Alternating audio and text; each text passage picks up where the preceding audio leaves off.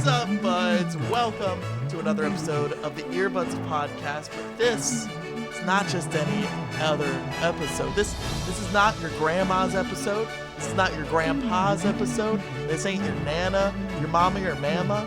This is the special annual on-time Ear Buddies Awards, baby. Lucas is, I have Lucas here as a guest to do the intro theme song. Thank you very much. You can leave. Okay, bye-bye. Alright, see you later. You think you can get out of there? I don't know how to get out of this chair. Right, well, I guess you could stay. It's complicated. Okay, it's kind of a complicated chair. You want to co-host? Yeah, that sounds awesome. Alright. Yeah. Hello, everyone, and welcome to the second annual Buddies Award Show, where two people talk about many albums, and we list them and categorize them, and then decide which ones we liked and hated the most. We do not feel enough power being music critics. We also want to give awards, and we want to the like best and the worst. We want to award some, and we want to denounce some albums. Yes. You know, this year was kind of a different year for us. You know, I was in and out of an actual podcast studio, the Eyez Media studio, and that kind of brought a different vibe to the show. And we were trying a lot of different things this year, like chit chats, and we kept the fresh drops going.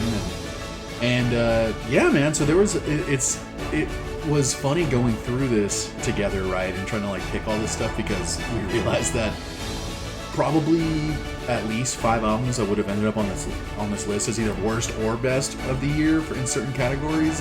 We hadn't even released those episodes yet. Like, we recorded probably in the span of 3 months. I think we recorded something like 20 episodes, if not more.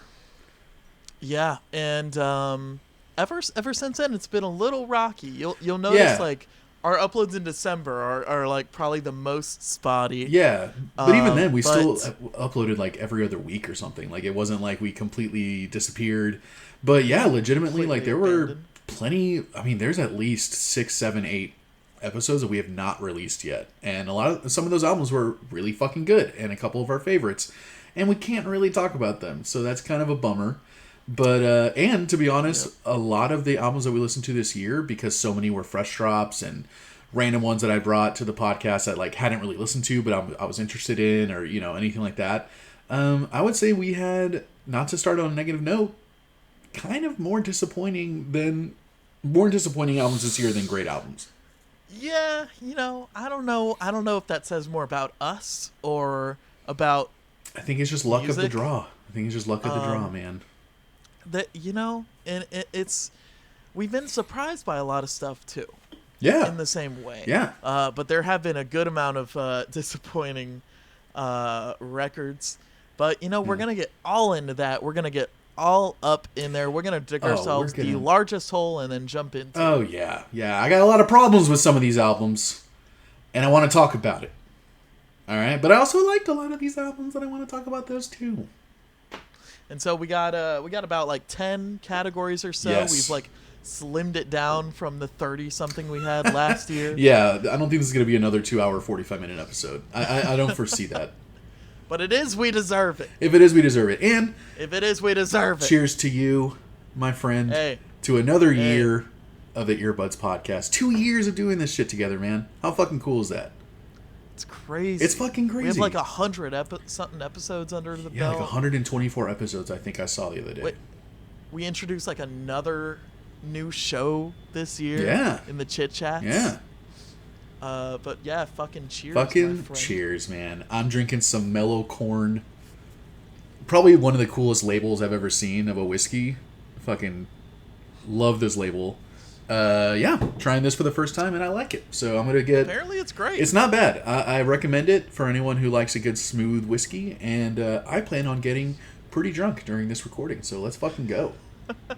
Let's make it fucking Hatton Captain. You know what? With that said, let's get into the second inaugural Buddies. Buddies.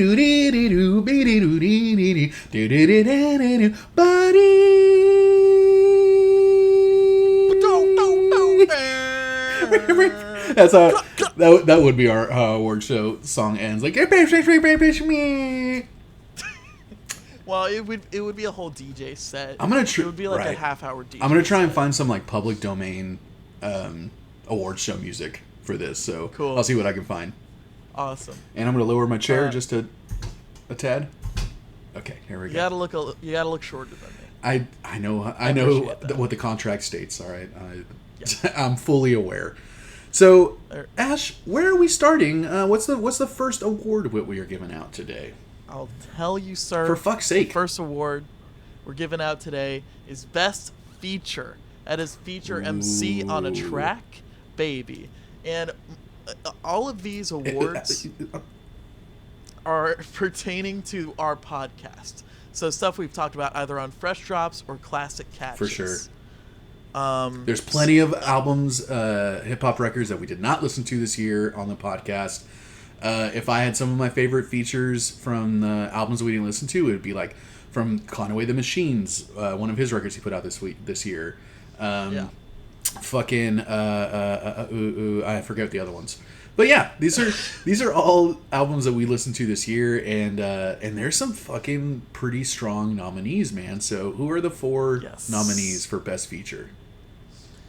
We have we'll start with an honorable mention, which was Zach De La Rocha. Yes. On Just, the RTJ4 album. It was a great feature. Didn't quite make the cut. It was contentious. It was.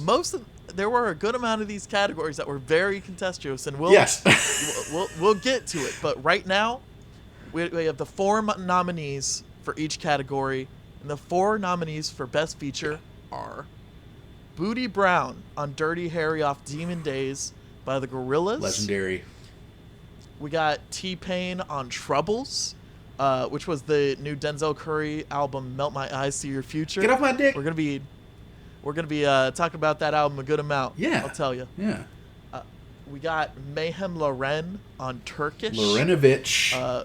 Cocodrillo Turbo. Yeah. By Action Bronson, and we got MF Doom, the GOAT. The GOAT. On November Has Come, Demon Days, Gorillaz. We got 2 fucking nominees from the same album. Yeah, I didn't even realize that till just now. And boy, it was tough, but like, because when we went to Demon Days, both of our minds first went to De La Soul. Yeah. Right? Right. But it's like Feel Good Inc. has been so overplayed. It's like I can't even really listen to the song anymore in a real way. Yeah. You know?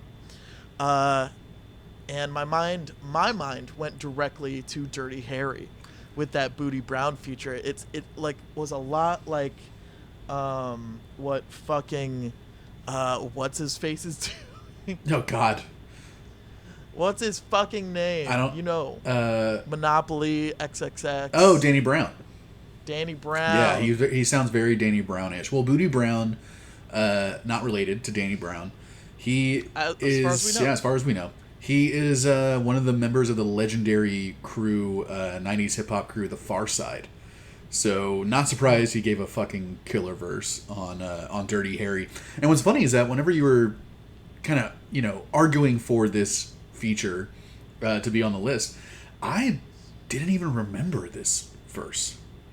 And you called it legendary, and I was just like, what? Or iconic or something, and I was just like, what? And then I listened to it again, I'm like, dude, I feel like I've never heard that verse before in my life, and I've listened to that album a million times. Dude, it's one of the best parts of that fucking song. A great fucking song. Great song, and it is a really, really good verse. And T-Pain on Troubles is probably the funniest fucking feature. It's hilarious. Yeah. You would think they were in the studio together, just riffing off each other. They are such a perfect pairing, Denzel and T-Pain. Like, I hope they've worked together before, because in the music video and just on the song, you can tell that they're just having so much fun together. They are very cool dudes. I am not surprised that they like mesh with each other well. Yeah, they're both hilarious. Super fucking cool. Have really similar interests. And Meyhem Loren, dude, he's one of Action Bronson's like fucking OGs, man. He's a bottom bitch. Well, I don't know. That's one not that the great way to put it. I did not even think of. Yeah, that's true. Yeah, and You brought it up. one that I remember liking a lot when we first listened to it. But going back into these albums and having to listen to these features again, which they were a lot to choose from. Man, his one stood out to me so much. Same with MF Doom on Demon Days. I mean, he's a fucking legend, right? Like R.I.P. I would say that song was more just like Damon Albarn, the head of Gorillaz, just like was like, oh fuck, we're getting Doom on a song. We're just making a song where like he is the whole thing. Yeah. Where like Dirty Harry, it's like a great verse feature. November Has Come is just like an MF Doom. That's just fucking with a badass mayhem. fucking beat. Yeah. But who won? Who won Best Feature of 2022? We can only give it to one, and you might be fucking surprised by who it is. I'm not. Can I get a drum roll? The winner of Best Feature is Meyhem Loren, Turkish, Cocodrillo, Turbo Action, Bronson. What the fuck happened here? Oh man, what a killer fucking verse from Meyhem Loren. Probably 16 bars. Like he was in and out, 30 seconds. Fucking but killed it. He went up against MF Doom that had an entire song to fucking spit, and he was great on it. Much. He went against Bootie Brown, who had like at least 32 bars that he filled up. And T-Pain, who, like, we fucking fell in love with T-Pain's part on Troubles. And, dude, Meyhem it was just clever enough, and he switched up his cadence, like, 2 times or 3 times in the verse that I was like, that was my number one pick from the moment I heard it. I think him coming in and getting out, just the quick ness of that verse is something that's very endearing for it. Yeah, I agree. And again, it's like it leaves you wanting more, just like every Action Bronson song. So like where Bootie Brown gave you more than you ever wanted, and MF Doom just gave you a great fucking track. Yeah, Meyhem just he made me want to keep listening to it, and he made that song, to be honest. And yeah, honestly, great honorable mention, huge honorable mention to Zach De La Rocha from Rage Against the Machine. Just is my favorite song on RTJ4. And it hurt a little bit to not include him in the actual Final Four. It was very close. But Meyhem Loren, salute to you. Salute. You deserve it. Hey. Salute. Have one on us, bud. That's where how about this? How about we take a drink after every category? That's a lot of whiskey, man. I don't know. I was going to say, you're good with the beer. I'm the one that has to worry about it. Well... Well, while you're drinking, what is the next category we're going to? The next category is one that is near and dear to my heart. It is Best Album to Smoke to. This is a very important category. It has a lot for our particular show. Yes, our show uses a ton of... it's very inspired by weed. It's very inspired by pot smoking and smoking pot and listening to music specifically. And we had a lot of albums to choose from for this. And I think, personally, a best album to smoke to is not necessarily the chillest or quietest or... No. It's I love listening to metal just as much as I love listening to hip-hop and country. And every genre can sound really cool when you're fucking stoned. And so that could be a little confusing. It's like, well, what the fuck does this category mean? And I'd say... you just get in a fucking zone when you smoke. Yeah. And it's a feeling, man. And if you don't, like, I don't know. It's just a fucking feeling. I think a lot of what constitutes a good album to get high to is the production. And all of these albums on this list are like the top tier of production that you can get in their respective genres, for sure. And honestly... I have an honorable mention that we did not even put on this list that I'm going to mention at the end here. Oh, shit. But the first nominee for Best Album to Smoke to 2021 that we listened to on the show. First one is Night Gnomes by Psychedelic Porn Crumpets. Fucking amazing record. This is... it's just a nice... psychedelic but also very rockin' record, what you would expect from Psychedelic Porn Crumpets, but almost the heaviest that I've heard from them on some parts. Yeah, on some parts, and then some parts are just like the most like psyched out that you. I mean, they're no strangers to being fucking psyched out or anything like that. For sure. But just a great kind of more active, more rockin' album. Yeah. To just fucking light a bowl to. Just smoke a bowl of marijuana to it. Yeah, that's what we mean, by the way. Yeah. It's specifically marijuana. Yeah, we're talking about the racist term marijuana specifically. Yes. Second album nominee, Best Album to Smoke to 2021 is, we've mentioned this album already before, Melt My Eyez. We will 100 more and we times. will many times. It'll be like last year where we talked about Space is the Place by Bright Light Social Hour. Yep. Bright Light Social Hour? Bright Light Social Hour. Melt My Eyez, See Your Future by Denzel Curry. An incredible hip-hop record. I wouldn't say it's so much psych that he puts into his record, but he is... It's mood. It's a mood. He was very inspired by like old samurai movies. Kurosawa. And so he's so he was kind of trying to channel that along with rap. There are a lot of different kind of vibes on this record. Yeah, and he kind of chilled out a little bit on this album, like where he still has some kind of hype bangers. They're few and far between on this record. He kind of toned it back a little bit. He got a little more personal. A lot of the beats are very jazzy, and again, puts you in such a perfect mood. And again, production absolutely top notch. Yeah. The next nominee for Best Album to Smoke to is you were a little surprised by this, but I love this band. I grew up listening to this band, and in my opinion, this is probably the best album I've heard from them since 2005.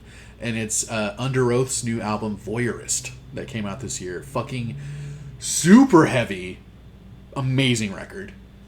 And I absolutely loved it. And it really blew me away. It's not like I necessarily expected it to fucking suck, but definitely didn't expect to love it as much as I did. And is part of that because of how smokable it is? Yeah, man.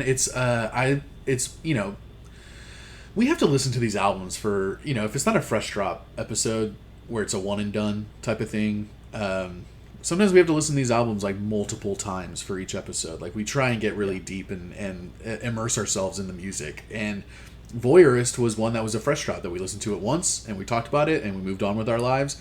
But that's right. I like many fresh drops that we listened to this year, it was one of my favorites of the year. And Voyeurist was just the for how heavy it is and how much is going on, screaming and singing and these super hyper distortion guitars. It is incredibly produced and recorded and mixed, and I thought it was easy on the ears for being such a heavy record, and one that I went back to multiple times, stoned, walking my dog with really good headphones, and loved it, man.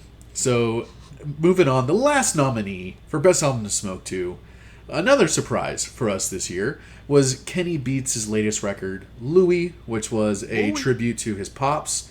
And a goddamn amazing tribute, in my opinion. He's not dead. He's not dead, thank God. But he is, as far as I know, he might be battling cancer. I'm not 100% sure. I haven't checked up on it.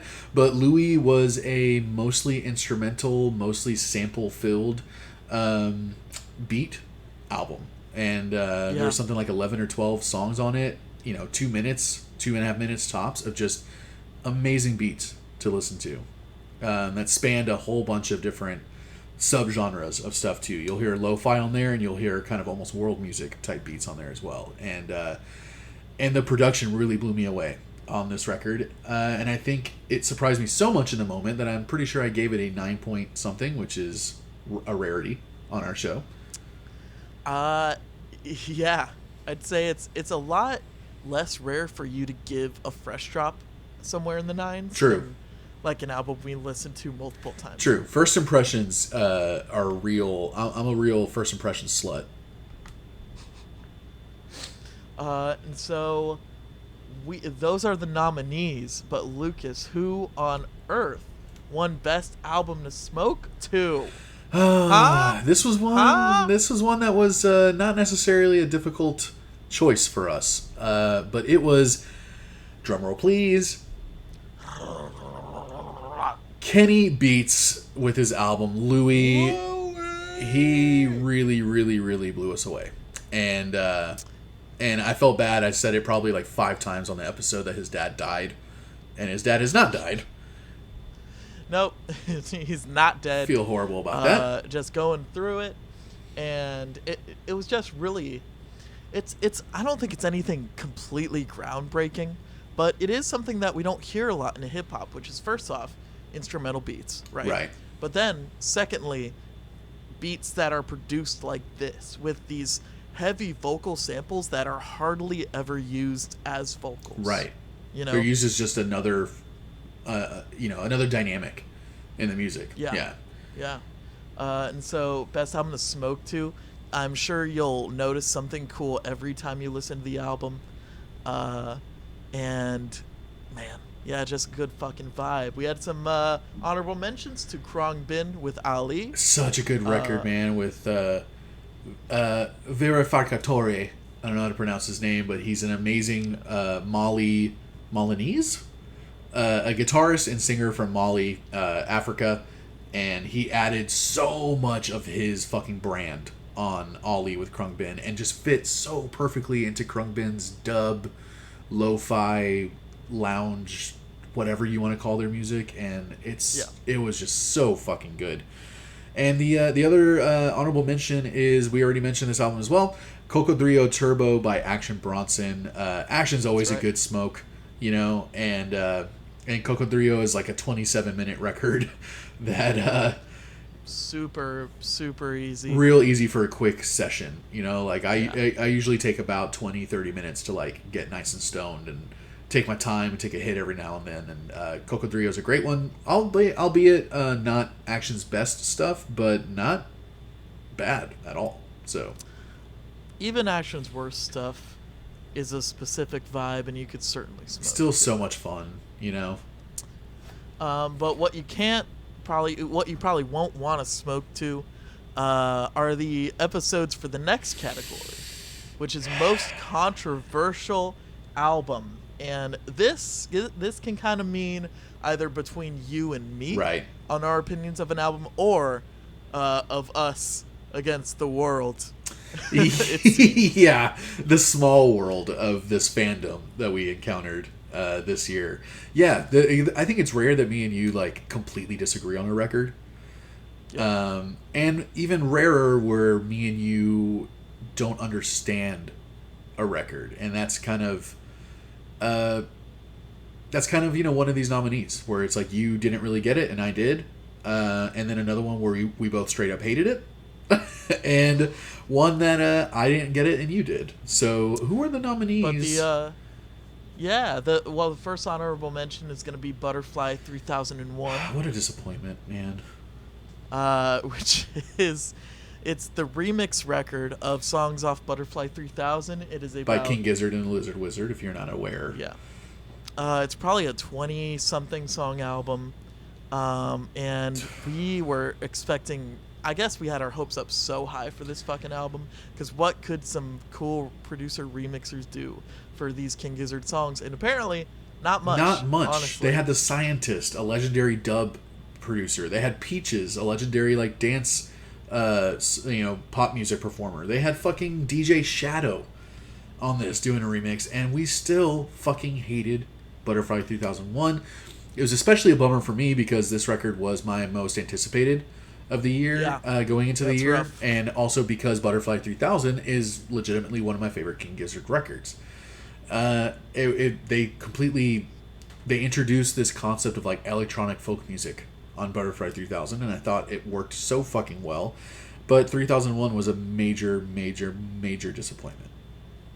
Well, what are you gonna do? Still, hope for it next time. And still, these other 4 episodes and albums were more controversial than that. So, who are the nominees for most controversial albums of 2022?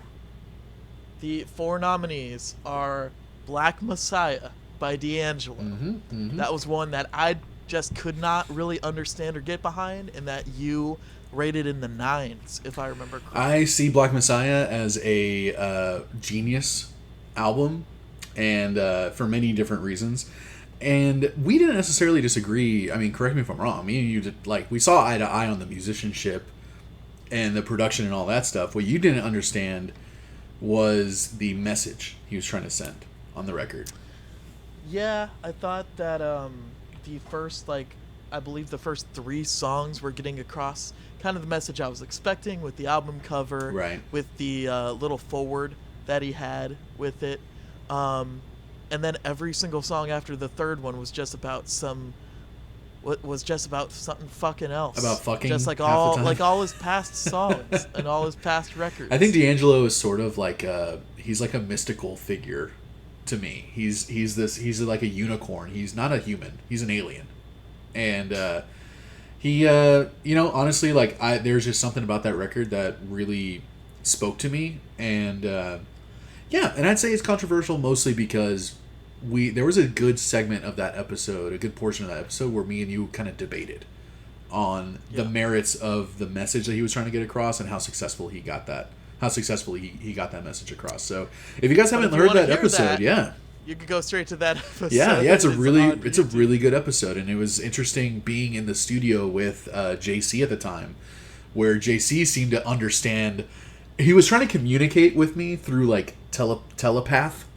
Like, he was trying to tell me, like, he was trying to explain things to me, like, as a black man and what this album means to his community.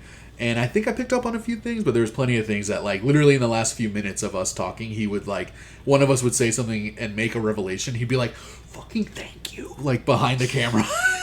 So I bet JC would put this up as one of the most controversial as well.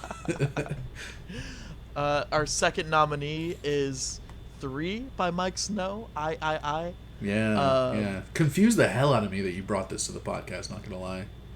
I still think this is a great pop record. And you did not see it so graciously. No, I think there were a lot of things about this record and us having to do research and talk about it, which another great episode, honestly, because we discovered a lot of things about Miike Snow in general and their history in the music industry that I had no idea.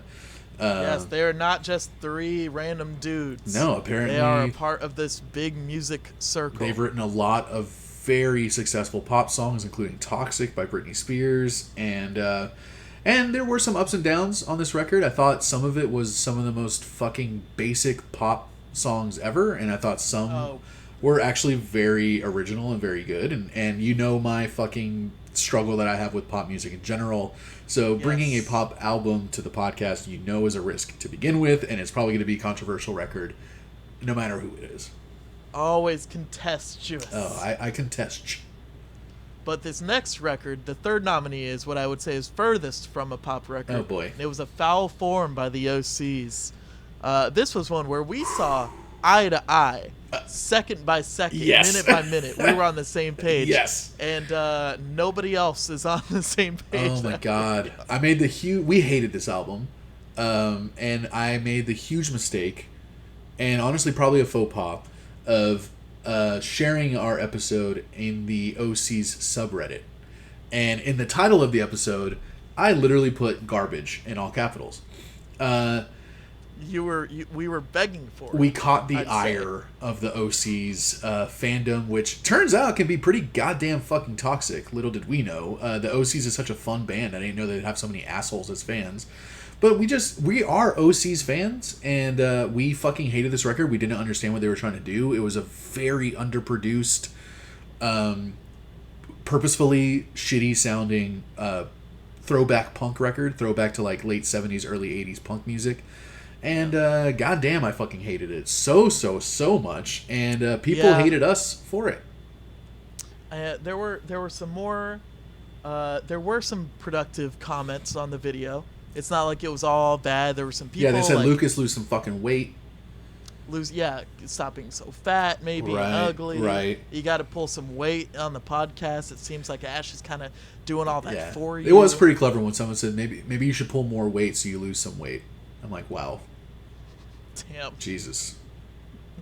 But yeah, contestuous, and it was mainly that I thought it was kind of a low effort thing and low fucking brain work. It was. And you have these fans of the OCs that were fucking jumping through hoops doing mental gymnastics trying to explain what a fucking genius album of Foul Form is. And we just, even after all the shit talking and everyone trying to plead their case about why it's such a fucking great record, I still hate it.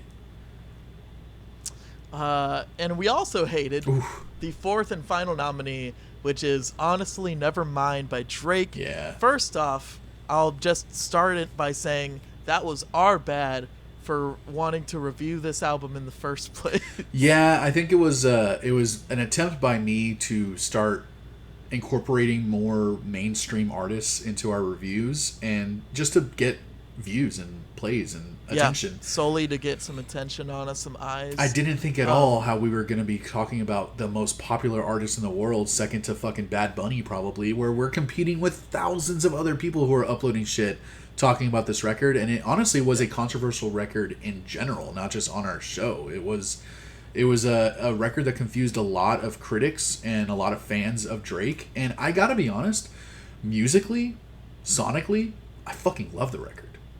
Yeah, you'll see that whole episode. I was kind of vibing through it, but also by the last couple songs, I was falling asleep. Yeah, it's a very consistent record for better and for worse. It's Drake trying to do like mellow house trance music. Drake is not a good singer, so if he's going to focus on singing for an entire record, I think that's already a fucking uphill battle to get someone to like it, especially someone like me who doesn't really like Drake. But that's what he ruined the album for me, because the music is great. It is some of the best of that genre that you'll hear, and his vocals are some of the worst of that genre that you'll hear. So with that said, who wins most controversial album for 2022, Ash? I gotta know.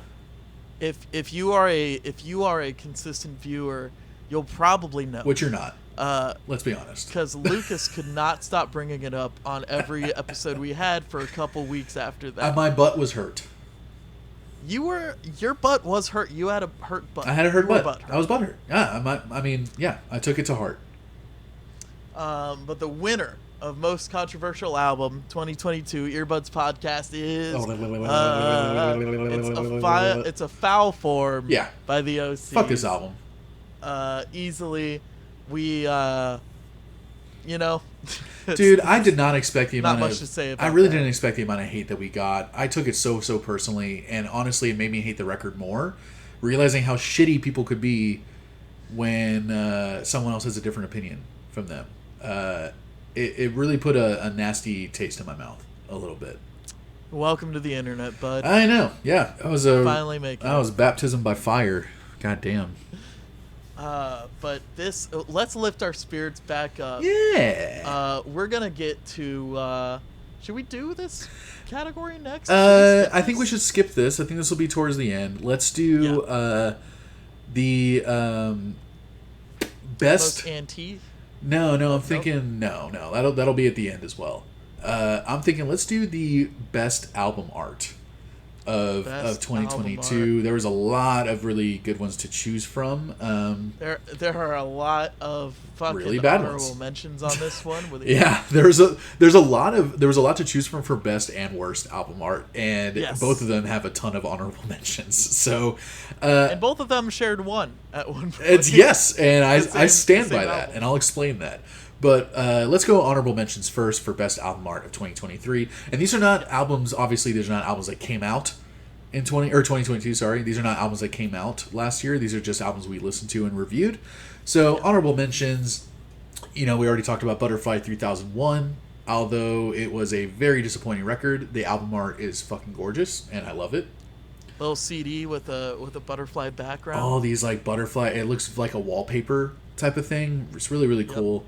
Denzel Curry's Melt My Eyes to See Your Future had a very cool album cover, kind of mimicking some like Tokyo, Japan movie, like a movie poster or something. I thought it looked really cool. RTJ4 by Run the Jewels, fucking awesome rendition of the Run the Jewels fucking cover. It's almost like robot hands, but they're like super fancy, and I like it. It's very polygonal. Very polygonal. I like it.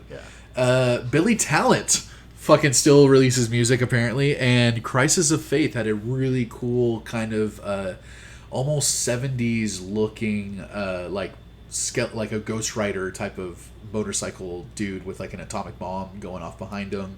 I really like the colors on this one. Love the colors. It's a lot of like kind of greens and purples. Like turquoise, green, teals. Very, very random. And I love that album art. It's very comic booky. Municipal Waste with Electrified Brain. That was a really fun record, and the fucking album cover is even more fun than the music. Yeah. It's exactly what you would expect. It's exactly what you would want. And it's a flying V fucking guitar being smashed through the skull of some poor innocent soul. And I love it. And then Demon Days by Gorillaz, because it's fucking iconic. It's iconic as hell. There are so many like parody images, so many tribute images of that album cover. Is it the Beatles? Is that what they're parodying? No. Okay. Well, maybe. I don't know. Right? But like, isn't it kind of Beatles-esque? The four of them, heads being at the sides, the colors, that's the very iconic part of that album cover. But it didn't quite make our fucking list. So, we got some bangers. We were talking about this for a while. We were like music critiquing for a second. Yes, we were. And by the way, I think Demon Days is a kind of satire or parody of Let It Be by the Beatles. Look it up. Oh, yeah, I guess so. Yeah. Whatever. Yeah. I don't care. But 4 nominees for Best Album. 4 nominees. Already mentioned this album also. Black Messiah by D'Angelo. Super cool album cover. I thought it was very powerful, which made me very disappointed later on. Right. The album art might not directly... it doesn't give you the right idea of what the album might be. But it's a very cool album cover. A lot of black fists in the air with black gloves. It came out in the summer of 2020, I believe. So all the George Floyd stuff was going on and everything. So very cool album cover. What? Did Black Messiah come out in 2020? No. That was like 2013 or something, right? I am way off. Fucking next one, Drill Music in Zion by Lupe Fiasco. Such a cool painting. Such a cool painting. I don't know if... Just a literal piece of art. Did Lupe do it himself? I mean, I don't know about that, but it just depicts a kind of a mesh of colors, kind of getting into a gray and a sharp triangle downward on a yellow canvas. Yeah, really bright yellow background. Very stark image, very striking image. Really cool. Yeah, straight up piece of fine art. The next nominee is Cave World by Viagra Boys. This one I had to push for. I had to campaign for this one to be on the list. I appreciate it, but I don't think this is better than all the honorable mentions we have. I honestly, it's a very subjective choice. I don't think we mentioned this before, but we have 4 nominees for each category, and 2 of them are my choices and 2 of them are Ash's choices. So, yes. Ash's 2 nominees were Black Messiah and Drill Music, and my 2 nominees were Cave World by Viagra Boys. I love this album art because it reminds me a lot of those old school fucking 50s survival guides where they have this kind of very simple artwork showing this is how you light a fire in the woods, and this is how you fucking this is how you inflate your life vest in a fucking... I have a hair stuck in my fucking mouth. Well, while you get that out, Black Messiah was released in December 2014. So I was pretty close. And my last nominee was Vil Farkatori and Khruangbin's album Ali.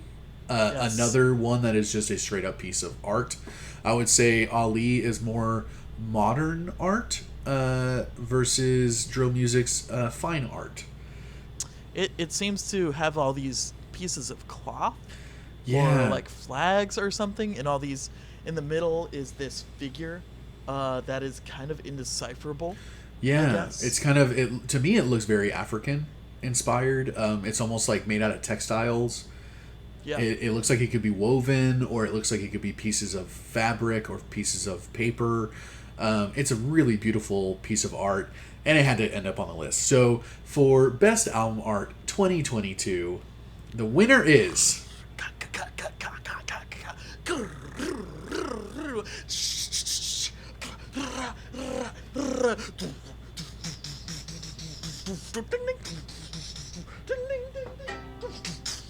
Ali by Vil Farkatori and Khruangbin. Congratulations.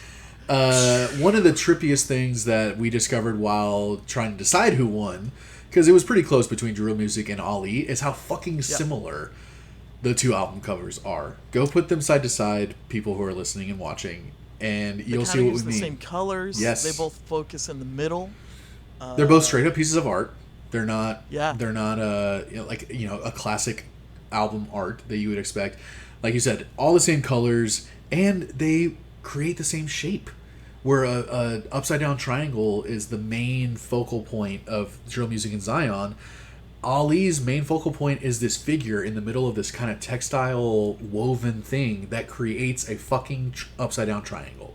And it's very cool to look at. It's cool once we finally realized it, and it makes sense why we liked both of them so much. So, congratulations, Khruangbin and Vilfarkatorhe. We loved Ali, and you guys deserve at least one award for Ali, because I think that's the only one they won. Spoiler alert. Fucking cheers to y'all, all these people, all these contestants, all the winners. We'll be getting gift bags. We'll be giving them our little trophies in the mail. A packet of Smarties. We have some Hershey's Kisses that were in my pocket. I was gonna say whatever was left over. There's some really old crumbly Kit Kats in there as well, and I found my broken iPad that someone's gonna get. Oh, that's great. Yeah, someone's gonna get a lucky one. Wow. Not to name names, but D'Angelo is gonna receive a broken iPad from me. And what a gift. What a gift. What a compliment to that man's legacy. Let's go into the worst album art of 2022, because there was plenty of those too, motherfucker.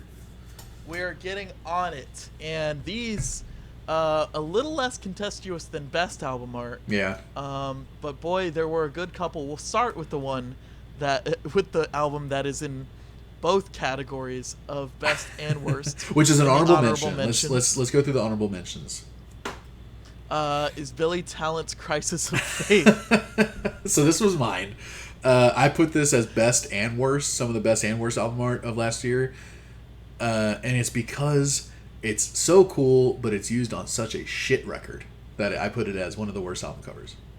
Yeah, it's like wasted potential. Absolutely. Like they fucking ruined that art. What a bummer to use such cool artwork, which should have just been in like a show flyer artwork or something like that. They used it for an album, and a bad one at that. Other nominees are Enemy of the World by 4 Year Strong. That's all you. It's like... You're a fucking hater. It's bad in a cheesy way. It's bad in a great way. You put it on here. Oh, that was me? Yes. No bullshit. You put it. That. You fucking put it on. I didn't do that. It's in your. You just did Enemy of the World. You didn't even list the fucking artist. Yeah, because we know who it is. All right, I forgot that was my nominee, and you know what? I did it because I knew you hated it, and I got all self-conscious, and I was just like, dude, if I don't put this on here, then she's gonna call me out, and fucking. And then all of a sudden now I'm being a fanboy, and now I'm unprofessional. It's bad in a funny, cheesy, endearing way. It is. I wasn't gonna put it on. All right, fuck you. Because when we did the episode, you called that album art. Fucking albums to pull. Okay, like what? Well, like another honorable mention, Cocodrillo Turbo, which is also your number. Yes. As much as I love Action Bronson, and I do love some of his artwork that he does, like he has a very unique style. Cocodrillo, I thought was just like I just thought it was shitty. If his kid did it, I'd understand. Right, which is a lot of what his stuff looks like, but to me, it just seemed like uninspired. Yeah, it was just like, the album's called Cocodrillo Turbo. I guess I'll put a crocodile on there. I don't know. Or he fucking did the painting, and he was just like, oh man, I'm gonna call this painting Cocodrillo Turbo, and now I'm gonna write an album. It's kind of like Only for Dolphins. And then I did the Mars Volta's the Mars Volta as our final honorable mention. It's just, I don't like the gold and black background. I don't like there's text in the middle that's all indecipherable in its own way. Yeah. And it's like so funny because like this is like the most easy to ingest Mars Volta album. It really is. And it's why the worst. they felt like they felt like they had to put a code in the middle. It's like we're so indecipherable. We're like universes ahead of everything. Nah. And they're playing just fucking 3 minutes. It looks like ABBA Greatest Hits or something. Like, it doesn't look like anything special. But let's get into our 4 nominees. Let's get into it. I'll let you do this because I know you feel very passionately about album art. I do. To me, there's no excuse for shitty album art unless it's on purpose. And well, that's like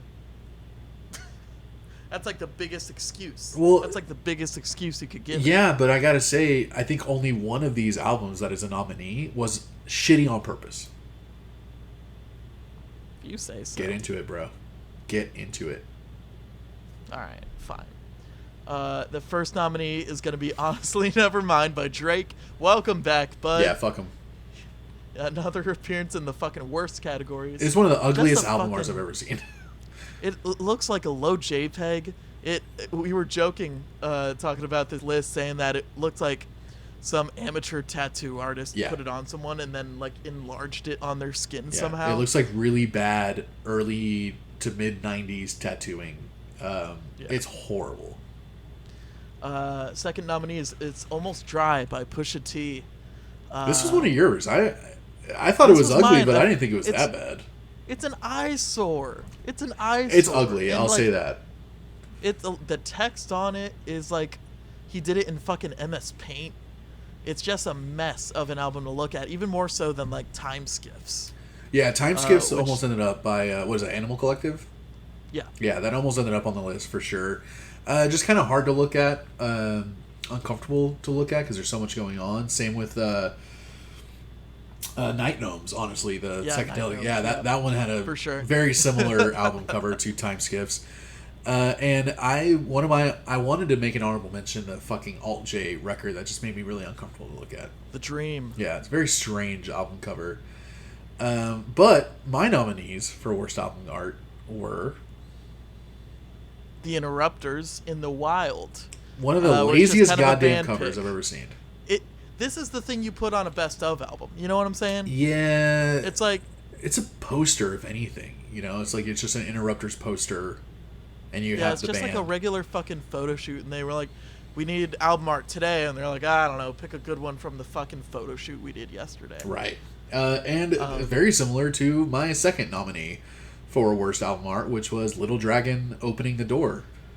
It's kind of the same thing. It's kind of just another photo shoot. They at least like inverted some colors and put a weird symbol on it. They literally just put a solid color background. They took a band photo where they're all bending over looking at the camera, and they did a negative in fucking paint. Okay, but like this is also a 3-album EP. Or 3-song. You know? No, it's 3 albums. Oh shit, an EP that's 3 whole records? Yeah, it's a long... God damn, that sounds like Mortalis. It's a 3-song EP. It was like 11 minutes long total. And JID was on one of the songs. That's true. Remember? I forgot about that. Yeah. Well, he sang on it, which was super interesting. But with that said, the nominees... Congratulations to all the nominees. First of all. Ash, who is the winner of worst album art of 2022? The worst album art of the podcast and subsequently of 2022 is Honestly Nevermind by Drake. What a fucking hideous fucking 3rd grade MS Paint piece of art. Awful. We don't need to go much into that because anyone who has seen the album art knows why we think it's so shitty. And now let's go from that. Let's go back on a high. We're getting into our most controversial category for this award show, which is Best Production. Yeah. We kind of fought on this one. We did. And we spent the most amount of time on this one. We'll see, but we have a good amount of honorable mentions as well. Yeah. So yeah, Best Production, man. There were some good ones this year. Honorable mentions for Best Production: Melt My Eyez, See Your Future by Denzel Curry. Yes, sir. Voyeurist by Underoath. Mm-hmm. Black Messiah by D'Angelo. A couple albums we haven't mentioned yet. Jessica Rabbit by Sleigh Bells. Yep. Fucking really fun record. Really great production. Magic by Nas, another really great record. Nas and Hit Boy, they're a little interim between King's Dead 1 and 2, I believe. Yeah. King's Disease? Yeah. King's Dead. What'd you say? I said King's Dead, and like the fucking Kendrick Lamar King's song. Dead. Oh boy. No, Magic was a really, really great production on it, and Drill Music in Zion by Lupe Fiasco, another really, really well produced record. Music in Zion. But our nominees for Best Production of 2022, number 1, LOUIE by Kenny Beats. We already talked about that. Yep. It's not only a wise use of samples and instruments, but it's also splayed in a fantastic productive way. Yeah. You know? Yeah. I think all the sample work and the way that he layered all the samples and how fucking buttery smooth that whole album is just why are you moving the camera? What are you doing? Just trying to shake you off. Yeah, well, it worked. Great production on LOUIE. And second nominee is another an album that we haven't mentioned yet, but it had to be on the list. It had to be a nominee for Best Production. Wow! It is Red Balloon by Tank and the Bangas. They're almost like a sweetheart band to me. Like it's like we love this fucking band. I pretty much forgot about this record after we listened to it, but it's like I went as soon as we had this category. I was like, man, I think I remember Red Balloon being really good. I went back to it. I was gonna listen to one song, listen to the whole fucking thing. What a fucking record! Amazing record, man. Fuck, man, I forgot. Yeah, I forgot, and we praised it so highly in the episode. Yeah, it was a fresh drop, so we'd only listened to it that once, and I did the same thing, man. Whenever I was going through the list, I'm like, all right, who had good production? I remember I saw that episode and I was like, oh shit, I remember I had literally the same thought process. Like I remember liking this. I listened to the episode. Oh, we loved it. Let me go listen to the album. Oh my god, the album's incredible. So Red Balloon by Tank and the Bangas, across the board, every song sounds different. They go from fucking trap, aggressive hip hop to like really nice the fucking like smoothest like cafe funk. Yeah, Cafe du Monde. Very no-name like jazz boppy hip hop. They're all over the place on that record, and the production is different on every song. The drums don't sound the same from one song to the next, and they pulled it off so well. And super cool that we got some like actual interaction from the bassist of the band. Like when we posted the review, he gave us a little love. He commented on a little. During one of the songs, you were like, "Is that a fretless that he's playing? Yeah, is that like a cello or something?" And he commented on that and cleared it up, and that was super cool. Really fucking cool. Thank you so much for watching our fucking episode. Amazing. That was an amazing feeling. Next nominee is Ali by Khruangbin and Vil Facatore. We've mentioned this album before. We haven't really talked about the production of it. It is incredible. It is probably the chillest record of the year. Yes, and I'd say it leans toward a kind of dub side of things. Super dub, super dub, super airy. Yeah. Tons of reverb, lots of space in the mix, but the bass is just juiced. The guitar sounds amazing because Vil Facatore is a guitarist and he has a very unique style, and man, it just blended so well. And the whole song, the whole album sounds exactly the same from one song to the next. It's very consistent. You could close your eyes, you would not know when it transitions sometimes. Exactly. None of the songs are super unique from one to the next, with some exceptions, but man, it's one of those things where it's like it could be a detriment having every song sound so similar, and in this case, it is a huge plus to me because I love it. A little bit of a detriment to me, but yes, we're past it. Yeah. We're past it. Yeah, and no one cares what you think. So the last nominee for Best Production is, we already mentioned this album before, but for different reasons, it is Cave World by Viagra Boys. This is one that I had to get you to listen to again while we were fucking debating this shit. No, yeah, because I remember, speaking of fucking cameos in the comments, apparently the producer of this album commented on our video because we were talking a lot about that. I didn't quite remember the production of this album. I think it deserves to be up here. Though we had a long conversation about which of these would win. Lucas, looking on this, do you have any regrets? Do you have any things you want to change real quick? Not even a little bit. I think Cave World more than deserves to be on this list. I think the production... And what about the winner? What about the winner? I still stand by this. And I think, before we get to the winner, I think Cave World deserves to be on here because while you look at LOUIE and Red Balloon and Ali, those are all very smooth, buttery, beautiful, shimmering productions on those 3 albums. And, they're all obviously different from each other, but they all kind of fall within the same wheelhouse of just like pretty chill music. Just nice music to sit back and listen to. Cave World is a post-punk, dance, kind of punky still rock record. It's an alternative record. And I think to be able to produce something of that caliber in a genre like where Viagra Boys land, which I would say is more post-punk alternative rock, you don't necessarily... The production of those genres aren't necessarily something that stands out to you a lot. And to me, Cave World, the production stood out because of how crisp everything was in the mix. And there's so much going on, and the songs are so different and weird that I believe it deserves to be on this list. And with that said, the winners of Best Production of 2022 are LOUIE by Kenny Beats, Red Balloon by Tank and the Bangas, and Cave World by Viagra Boys. And I am campaigning for this, and I'm sticking with it. People who are listening and watching, comment and agree with me. Because this is an unprecedented event. You can't compare Cave World to Red Balloon or to LOUIE. It is not a one-to-one, apples-to-apples comparison. But that's what we're fucking doing here. That's not true. We're giving the fucking award. No, I think, honestly, Cave World deserved to win just as much.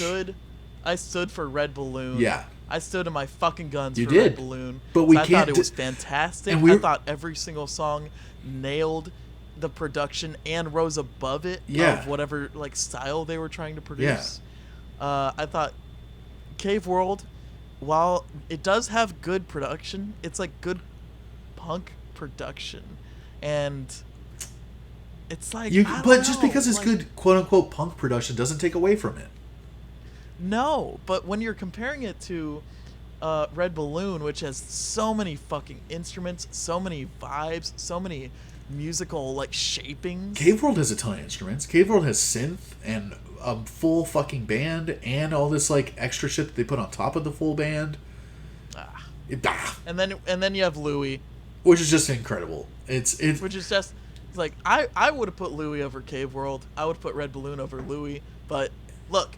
This is the fucking Ear Buddies Awards. We can do whatever the fuck we want. We're like Bam Margera in 2004.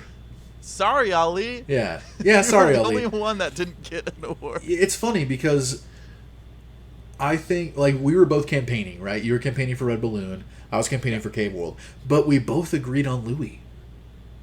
Well, yeah, because it's just a great soundscape through the whole thing. So do not all 3 deserve to stand?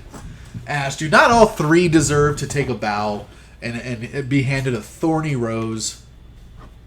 Yeah, they do. Thank you. And you know who else deserves the thorniest rose? The worst production of the year. The worst production. This was much less contestuous. Mm-hmm. We, in fact, only have 3 nominees. Yeah, and it was easy to pick.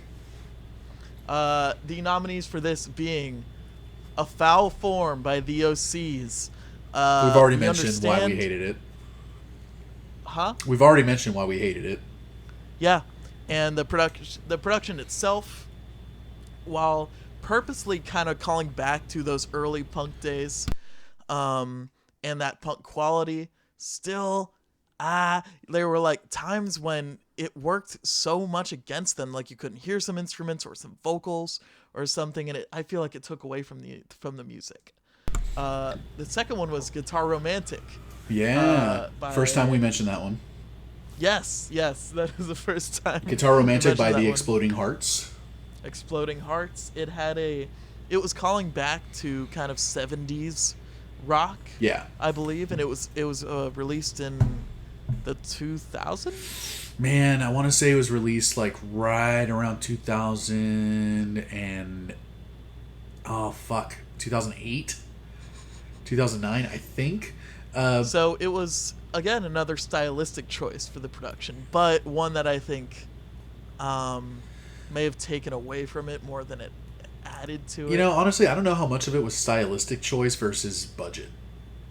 And that could be a thing as well. Yeah, it was definitely harkening back to like the Elvis Costello power pop of the 70s, plus like a Thin Lizzy type rock and roll from the 70s as well. And they captured the essence of the era, but I think a lot of it was lost in how little budget they had to really pull this off. And I love the record. You did not like it, but I have to at least agree with you that the production is pretty dog shit on it. And our third and final nominee, it's not a surprise that it's in one of the worst categories, but it's probably a surprise that it's here. Yeah. Because it's in here for a different reason than the others, and it is Crisis of Faith, again, by Billy... Billy lacking talent? Billy, yeah. Billy Sans talent. This is an interesting nominee, too, because we talked about this for a little bit. It's not necessarily bad production. The album doesn't sound bad. It is boring as fuck.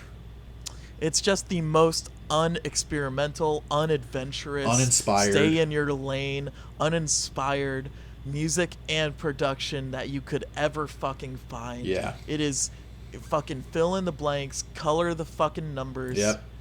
And it's just fucking boring. So boring. Honestly, that's why it's our fucking winner. Yep.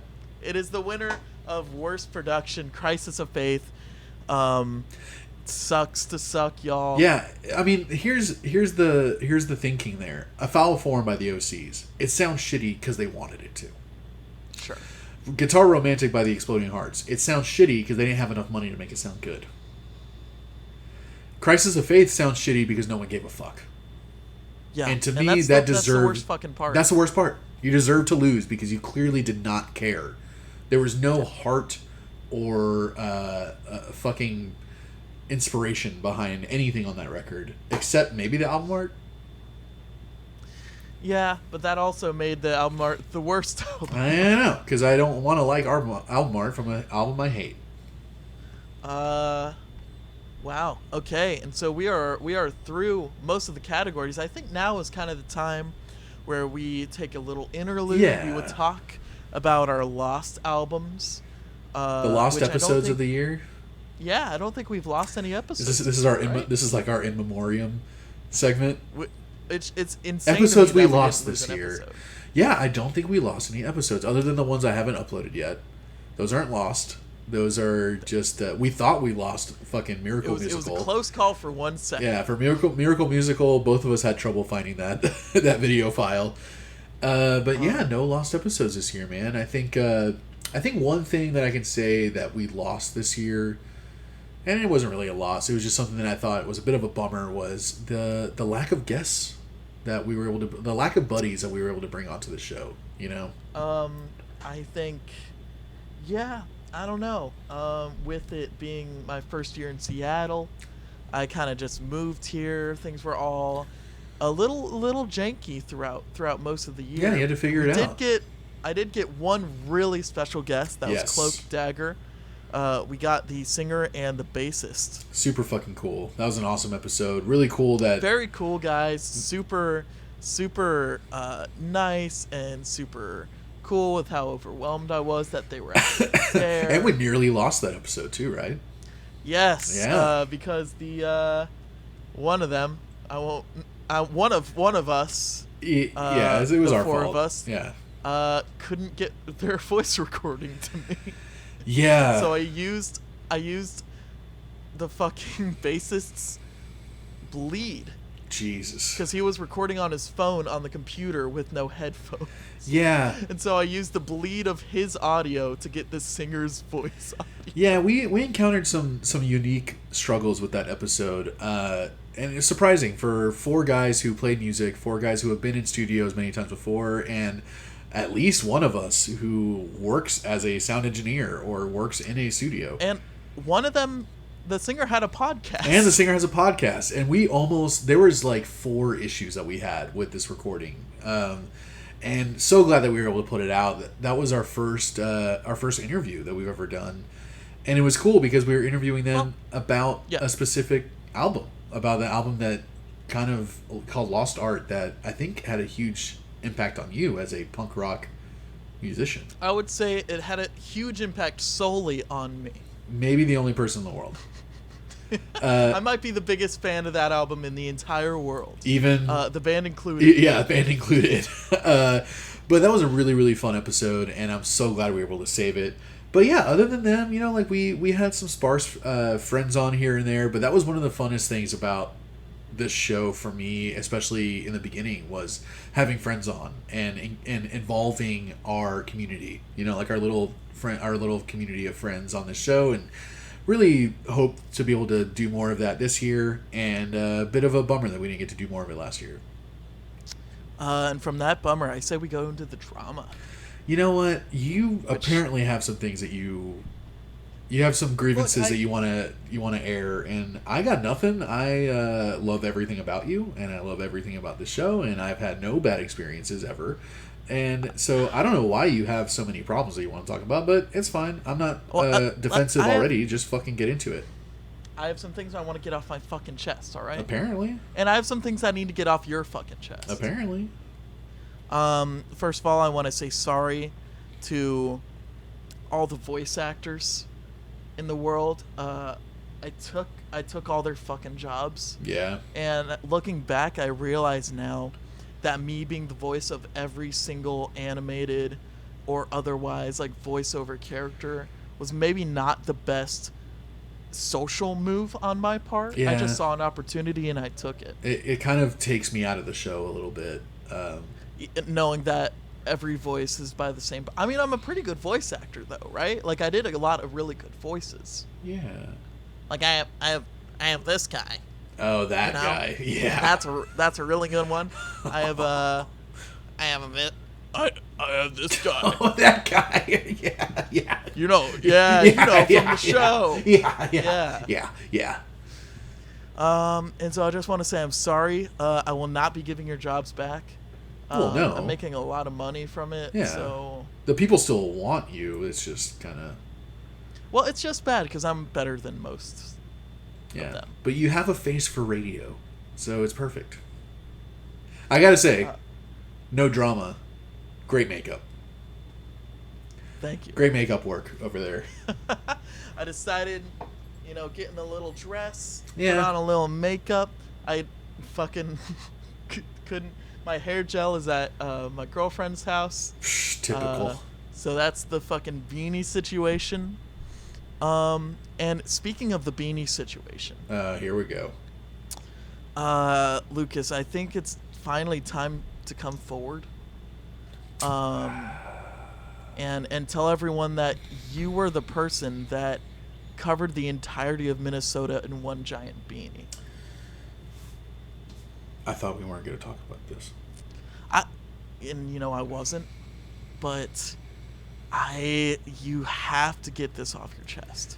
You have to get this off your shoulders. It's been weighing down on you. It's true. You just wanted to make them warm. Minnesota is a fucking cold state, man. Yeah. What am I supposed to do? Just because I mistook Minnesota for Michigan, just because I confused the two, doesn't take away from what I was trying to do. That's an honest mistake. That's an honest mistake. That doesn't take away from my goal of warming the entire goddamn state. You're fucking welcome. Yeah. But, I don't... That to me was a little less embarrassing than, like, I thought you were going to bring up the fact that I called Benny the Butcher Beanie the Butcher. And I would have felt really bad about that. Wasn't there an R at the end? I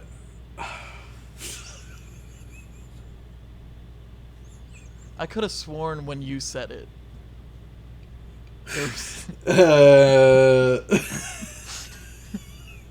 I don't remember doing a hard R at the end. I probably did, though. That sounds like me. I want to say sorry on both of our behalfs. We went to the MTV Music Awards and we... Oh, I thought you were going to talk about Comic-Con. Jesus Christ. Well, we legally can't talk about Comic-Con I know. yet. Yeah. And I'm sorry to the families that had to see that. Just don't. Dude, we can't even fucking talk about it, dude. So just let it go. The MTV Awards, we thought it'd be funny. We thought it'd be endearing to reenact the Robin Thicke and Miley Cyrus performance. Right. With me obviously being Robin Thicke and you being Miley. Mm-hmm. We thought it'd go over really well. We thought enough time had passed, you know? It's like... Yeah. It's like it's been long enough. What are the rules, man? Where does it say that it's too soon? Yeah, well... To do some shit. To do some really inappropriate things that happened on stage. Like, and whenever me and you recreated the JT fucking Janet Jackson thing... Yes. At the previous year's MTV Movie Awards, people fucking loved that. They loved it. And then, but suddenly this year, we do the fucking blurred lines thing. You're hupping up on me. Oh, for some reason. You're doing all these slutty fucking moves with the foam finger. Yeah, for some reason, a song about fucking premeditated rape. Yeah. Apparently that is... Apparently they don't get the joke. Yeah. And then everyone's cool with, what's another rape song? Baby, It's Cold Outside. Yeah, sure. People love that fucking song. But yeah, all the other stuff is either hidden behind legal document, and we just don't have the time for it. Nah. We also went like 2 hours over our time at the MTV Music Awards. It was an artistic piece. Fuck MTV, dude. But fuck the fucking man. The fucking man is always trying to censor us, aren't they? Yeah, typical men. Typical men. Typical, right? Typical. Right? Right? I'm an ally. I hate men. So I think that concludes the drama, right? I mean, we... Yeah. Look, we can't get into any of the other. We can't address everything that we did this year. Yeah. All right. And also fuck all the OC's fans. Moving on to the next category, I think we should do the best album on our classic catches of 2022. Our classic catches, if you guys didn't pick up on this, are the episodes that we release every Monday, where it's an album that either Ash feels is a classic or I feel is a classic, and we kind of debate.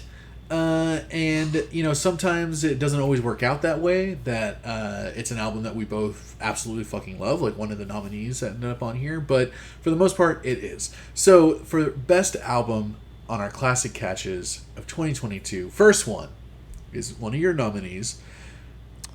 Yes. Lost Art by Cloak and Dagger. We just talked about that episode, how we almost lost that motherfucker multiple different ways. But it was so cool. I literally just found their page on Facebook, and I just sent a message. Yeah. Just being like, hey, love y'all stuff. You're really cool. And then I was like, you know, fuck it. I'm already messaging them. Hey, do you want to be on a podcast? We're going to talk about an album you did. And they said yes. They said yes. It's insane. 2 weeks later, we were talking to them about it, and that was super cool. And I love that fucking album. You're Not So Hot on it, but just the fact that we had two of the guys there. Right. That makes it one of the best of the year, in my opinion. Yeah. I thought it was really fun. We got to flex some chops or some of our interviewer chops. You got to be terrified the entire time, and yep. I got to witness that. That was super fun. And yeah, man, I thought it was a... You know, to me, I think it opens up a lot of possibilities for us in the future of having bands on to talk about their record, maybe their breakout record or whatever. And I think it deserves to be on the list. The next nominee is one that you brought to the podcast as well, and it's Veni Vidi Vicious by The Hives, which ended up being a amazing record that I'd never heard before. It is both their breakout record and an underrated record, in my opinion. Yeah. Because all the big hits are on there. Hate to Say I Told You So, Main Offender. Yeah. But all of the songs on that record are gold, and it's a great fucking punk record. So good. I think you were quick to just parallel it to like oh, this is just like the Strokes the Vines, yeah, and because they were kind of lumped in with all those bands when they were released back in the day, and I remember loving Hate to Say I Told You So and hearing nothing else by them, but they dressed up like the Strokes and the Vines, and everyone talked about the Hives, like they all sound the same. They were all kind of packaged the same way on music channels and reviewers and everything, but holy shit, I did not expect to love this album so much, and it is a legit punk record, and I felt like I missed out on 20 years of listening to this album. It's just a great fucking record. It's their second record, which I always forget about. Yeah. And honestly, I'm not really sure about any of the stuff they released after that. Yeah, but I haven't heard much.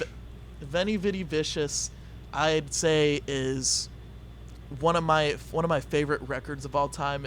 If like top 3 favorite punk records. And I think it deserves to be there for not just you, but for a lot of people. I think it was a pretty incredible album. And did you say it was their debut album? It was their second. Their second album. Yeah, but it was their breakout album. God damn, it's so good. The fact that more people aren't talking about Veni Vidi Vicious, I think, is a huge. Yeah,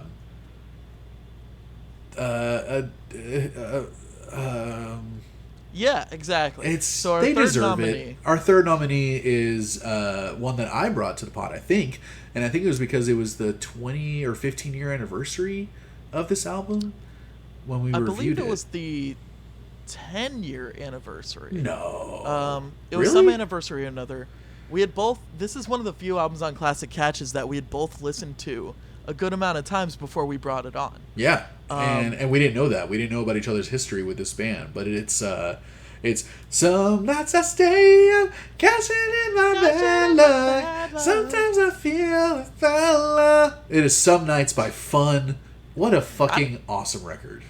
And we were both like, yeah, we'll do that record. That's cool. And I don't think either of us remembered just how good it is throughout the whole thing. Amazing. It's an amazing album. Some of those, it's like the first 3 to 4 songs, I believe, were all singles. Yeah, right? Carry On. Nights, we had Carry On. Yeah. We had the fucking other one. Oh, fuck, I can't remember now. But you're right, the first 3 or 4 songs are like straight up huge singles. Oh, Some Nights. Oh, there you go, yeah. How did we not fucking remember that? With my light shining through the room, yeah. And it being a loose concept album is an interesting way to experience it. Yeah. But there are just a lot of great songs on that one. It's consistent throughout, and I think it's a little controversial because I think people say after that 4th song, the rest of the record is trash. But it's not. I feel so differently. Yeah, it really isn't. Admittedly, they did front load the record, but every song on that album's great, and yeah, it was one of those albums that like. Neither of us knew that the other had history with this record. Yeah. And I don't think either of us expected to love it as much as we did going back to it after so much time. So that was a fun album to talk about. And the last nominee for Best Album on our Classic Catches episode of this year is Denzel Curry with Melt My Eyez, See Your Future. Wasn't this a fresh drop? Was it? No. It was going to be a fresh drop, and we decided to hold off on it and release it as a Classic Catches because we wanted to sit down with this album. It was not a fresh drop. I remember having to postpone recording this album like 3 or 4 times because I was so fucking depressed. That's how it fucking goes sometimes. That's how it goes sometimes, man. The job I was working at was really getting to me, and we decided to hold off on this record to do it on the Classic Catches, and I'm really glad we did because it was very impactful on me. I think this album was an album that I needed in 2022. Not just from Denzel, which I was like super ready for something else from him, but it was an album I needed in terms of like subject matter and the theme of the album. And it really impacted me. The whole thing, Melt My Eyez, See Your Future, is just kind of, I guess, being ignorant, kind of shutting your eyes and hoping things will get better, I guess. Yeah. But straight up And from the get-go, he's talking about, the first real song on there is Walkin'. And he's talking about, I'm not going to stop moving. Sessions is a real song. Come on. Okay, you know what I mean, though. Boo. You know what I mean. I mean, that Sessions is kind of an intro, but Walking is just, it sets off this kind of theme of the whole album that it's just like progress. And, I'm not going to let anything stop me from moving forward. And that theme kind of permeates through the whole record. And it's just, it was one of those, I needed to hear that at the time. And still listening to it to this day, it's one of my favorites of the year. Well, let's talk about what is the best of the year, baby. The winner of Best Album on Classic Catches. This is not of 2022. This is of the Classic Catches episode we did this year. Yes, the winner of the best episode, the best album on our Classic Catches show this year was Veni Vidi Vicious by The Hives. And let's fucking go, baby. I think that that could be, debatable, but I think this album surprised me so much from never really hearing that much from The Hives of how fucking amazing this album is. And I think it kind of solidified how strongly you love the album, having to go back and listen to it this way. Yeah, I mean, I'd been listening to it a lot, never in a kind of critic sense. Exactly. But, gosh, this thing is bridled with just energy and catchy tunes, great riffs, genuine punk moments, and it's just fucking fantastic work through and through.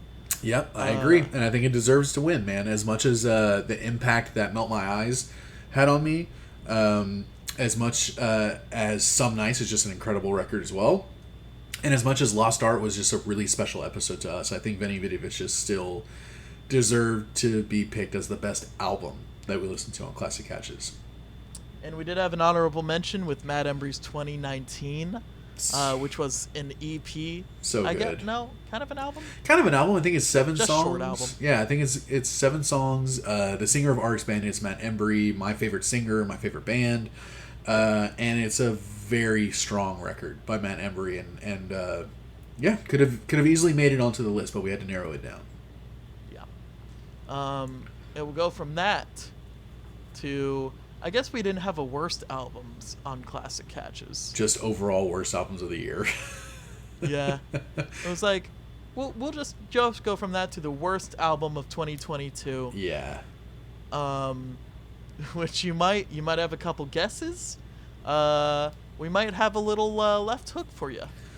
Yeah, I think the honorable mentions, we can just get those out of the way. Worst album of the year. Yep. The honorable mentions: Crisis of Faith, Billy Talent. You've heard it before. It's not that it's just it hurts the ears or anything. It's not that it's just boring. It's just so boring. And we both used to unimaginative. It's uninspired. And we both used to love Billy Talent back in the day too. So it was just such a bummer. Yeah.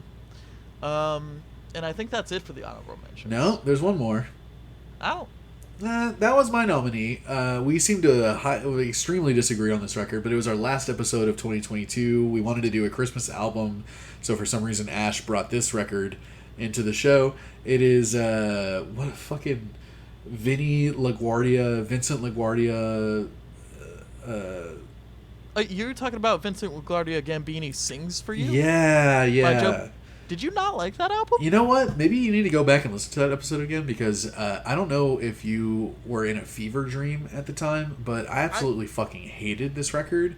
I could have sworn we both gave it like a 10 out of 10. I don't think anyone ever needs to hear Joe Pesci rap, and especially if they do ever hear him rap, no one needs to hear it happen again. And you made me listen to that rap at least once. Actually, I only listened to the album once. But it was terrible. Don't listen to that album. But who were the nominees for Worst Album of 2022, Ashjamin? The worst album of 2022 nominees. Ashington. Straight at you. Denzel Ashington. Please don't say my full name. Oh, my bad. Yeah. You hate all my Ashington. Ashington, yeah. Yeah. Is A Foul Form by the OCs. We've talked about it plenty of times before. Hated it. just did not enjoy it. Big fan of the OCs, not a fan of this album. No. Thought it was a bit half-baked. I fucking got salmonella from this fucking album, how barely baked it was. In the Wild by the Interrupters, just another...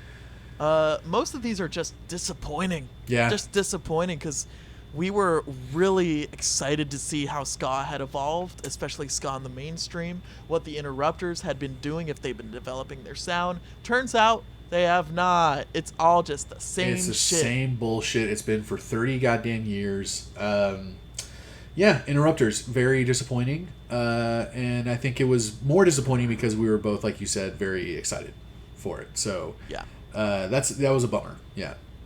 We hardly talked about that album on the episode. Fuck that album. It was boring as hell. Third nominee, King Gizzard and the Lizard Wizard, Butterfly 3001. I already mentioned that. Most anticipated album. Just did not meet even close to the hopes that we had for it. Yeah, not even close. And then our fourth nominee, our first time mentioning this one, Oliver Tree with Cowboy Tears. What a shit record that was. It's I just equate it to a Sugar Ray record. If it was a Sugar Ray record, I would have loved it. I didn't hate this one nearly as much as you did. No. Unfortunately, you didn't. But it is up here. It was upsetting. It was an upsetting album. It upset me. It upsets me even more that I know how popular this dude is and how much money he's making. Yes. For some of the most milquetoast, run-of-the-mill, boring-ass, you've heard this song a million fucking times, pop songs that he wrote on this record. But did he win Worst Album of 2022? Surprisingly, no. Let's see. The winner. Worst album released in 2022 is, Sir, A Foul Form by the OCs. If we did not instill their ire enough into us than we have now, we will probably get kicked out of any OC's concert we go to from now on. Dude, they're probably gonna fucking like downvote us to oblivion in YouTube and we'll be banned from the fucking platform eventually. But they're gonna report us. Fuck this album. It was terrible. I think from a subjective standpoint, obviously we hated it. Apparently there is a lot of people who see something in this record that we did not, and they did not hesitate to let us know. It would have been a lot easier if I did see what they saw in it. It would have been a much easier recording. Even their explanations didn't make sense to me. Like the explanations of why this album is amazing. You are grasping at straws, my dudes. There were even I remember one comment gave us like 3 or 4 bands that was like, these are the kind of bands they were heavily inspired by. And I didn't recognize any of those names. And I checked them out and was like, still, like, Foul Form is still kind of I don't know, kind of not good. No, it's not good. What's weird is that it's one of those albums that music critics are going to love because it's not good. And music critics love shit albums because they're so used to hearing shit that sounds like 1,000 other things every single day of their lives, and when they finally hear something that sounds different, they like it right off the bat.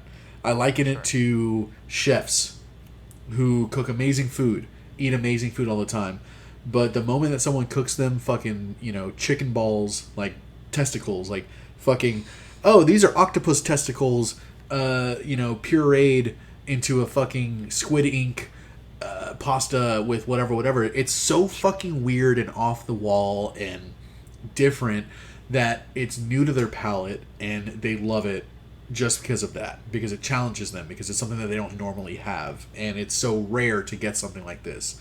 So I think all the people that love to Foul Form are just like any other music critic, like Anthony Fantano, who we almost never see eye to eye, me and that guy, and just like a chef or a tattooer. Like, tattooers love shitty tattoos because they don't see enough shitty tattoos in their lives. They see nothing but great tattoos. And after a while, great tattoos start to all look the same. After a while, great music starts to all kind of bore you if all you have to do is listen to music. You want to hear something different, something that'll challenge you, and I think that's what A Foul Form did. So I could see the appeal to it from some people, but fuck this album, I hated it. And from that, we're ending off on a high note, baby.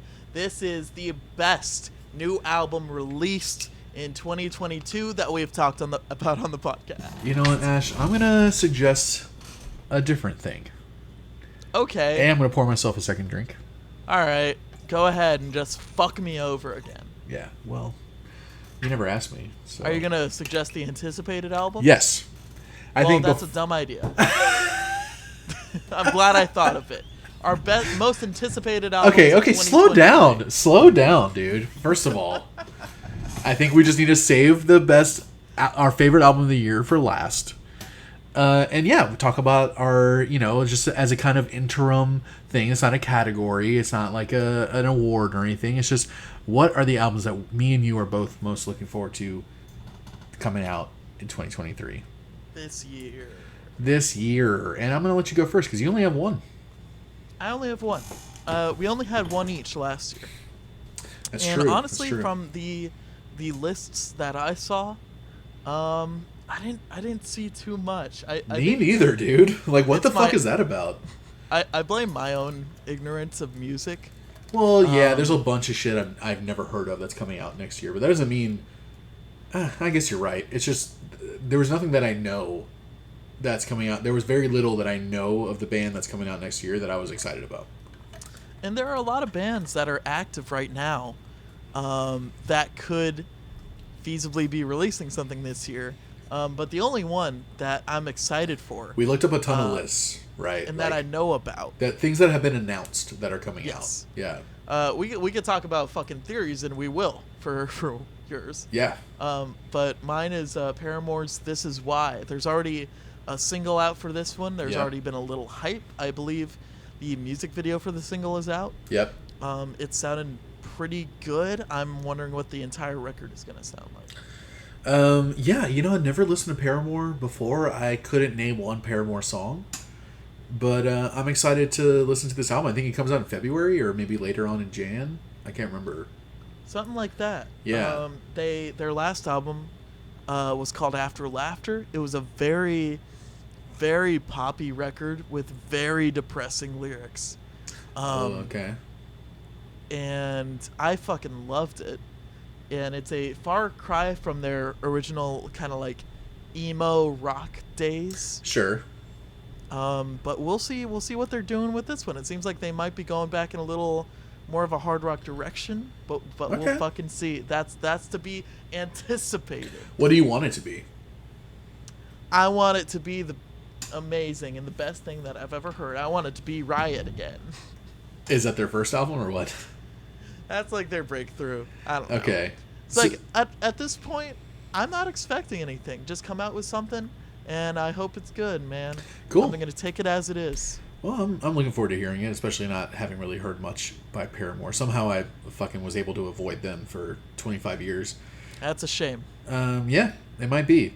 One of my most anticipated records of next year or this year, which honestly is like I'm not super anticipating it, but it was fucking slim pickings for us because everything that's been announced, there's a lot that I don't know or don't care about.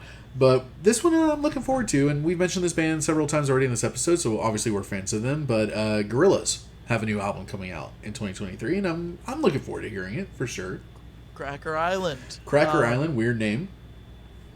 And they released a single earlier in 2022 called Cracker Island, I believe, and I think that had Thundercat on it. Right. And it's a pretty catchy song. Like I really like it. Okay.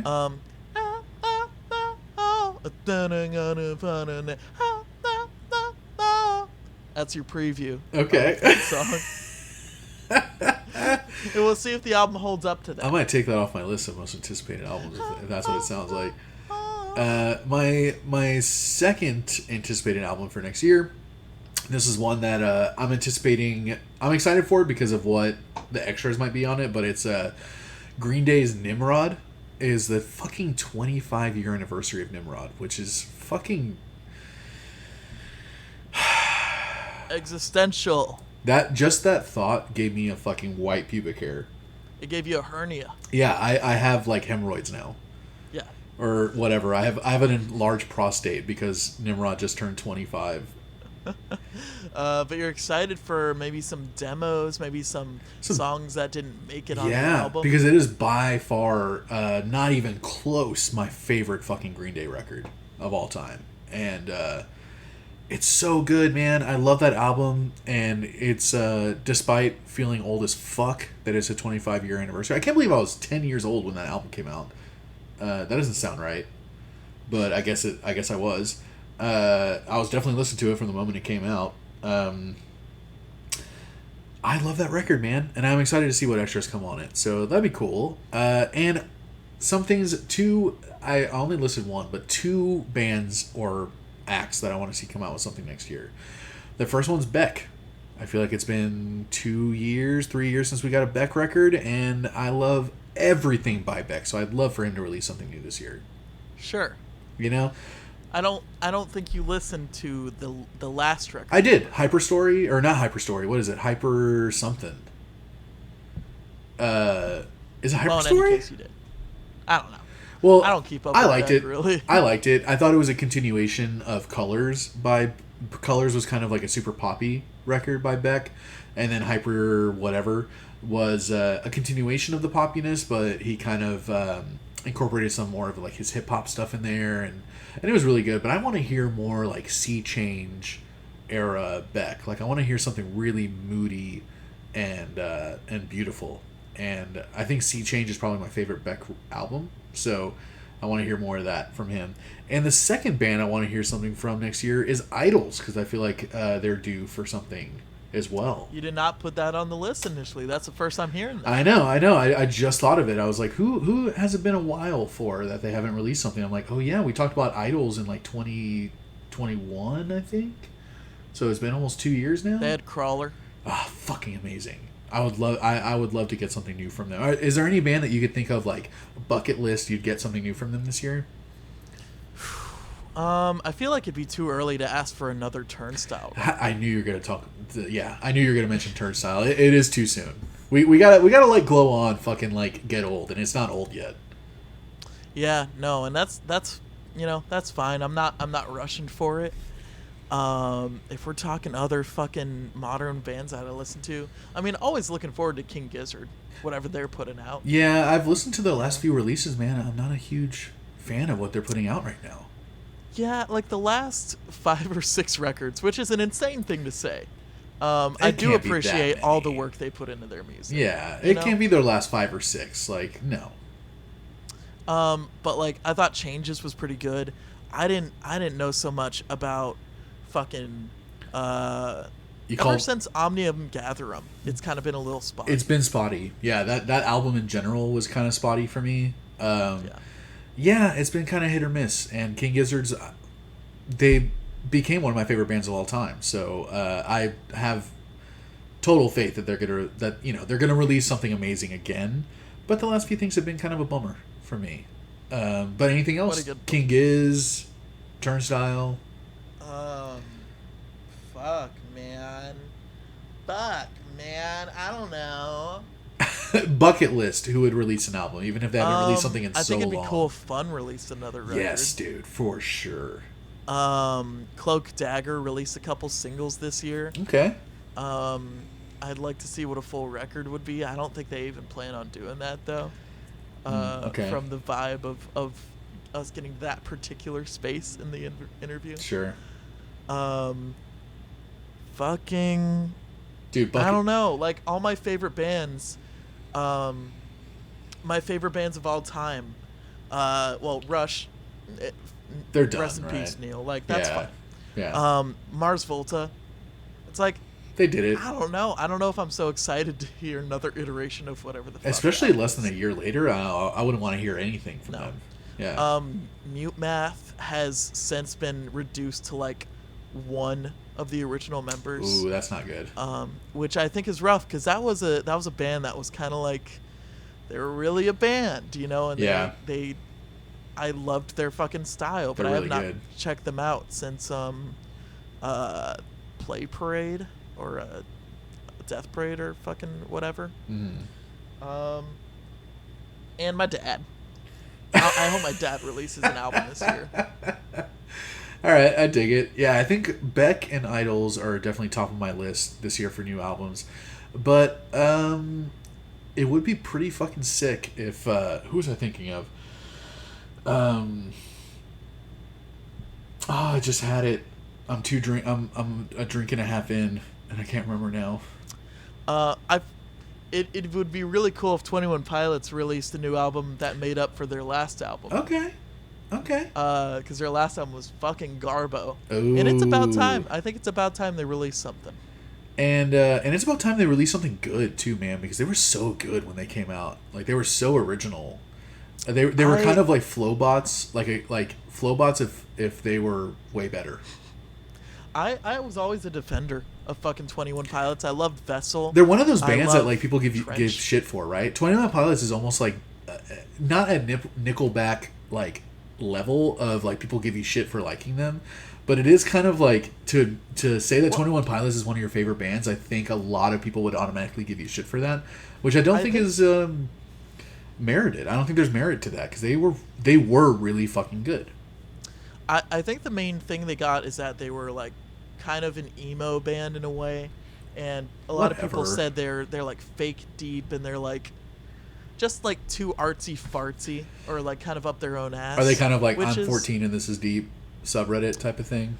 I didn't think they did that until this newest record. Okay. I thought Vessel was a fantastic record. I thought Blurryface was great. I thought Trench, they were going to great new places. Though it was like, I think their ultimate downfall is that they're starting to get into like lore. You know? Ooh, that's not good. Yeah. Ooh. Where it's like the music videos have like secret messages and ARGs and like, yeah. Not good.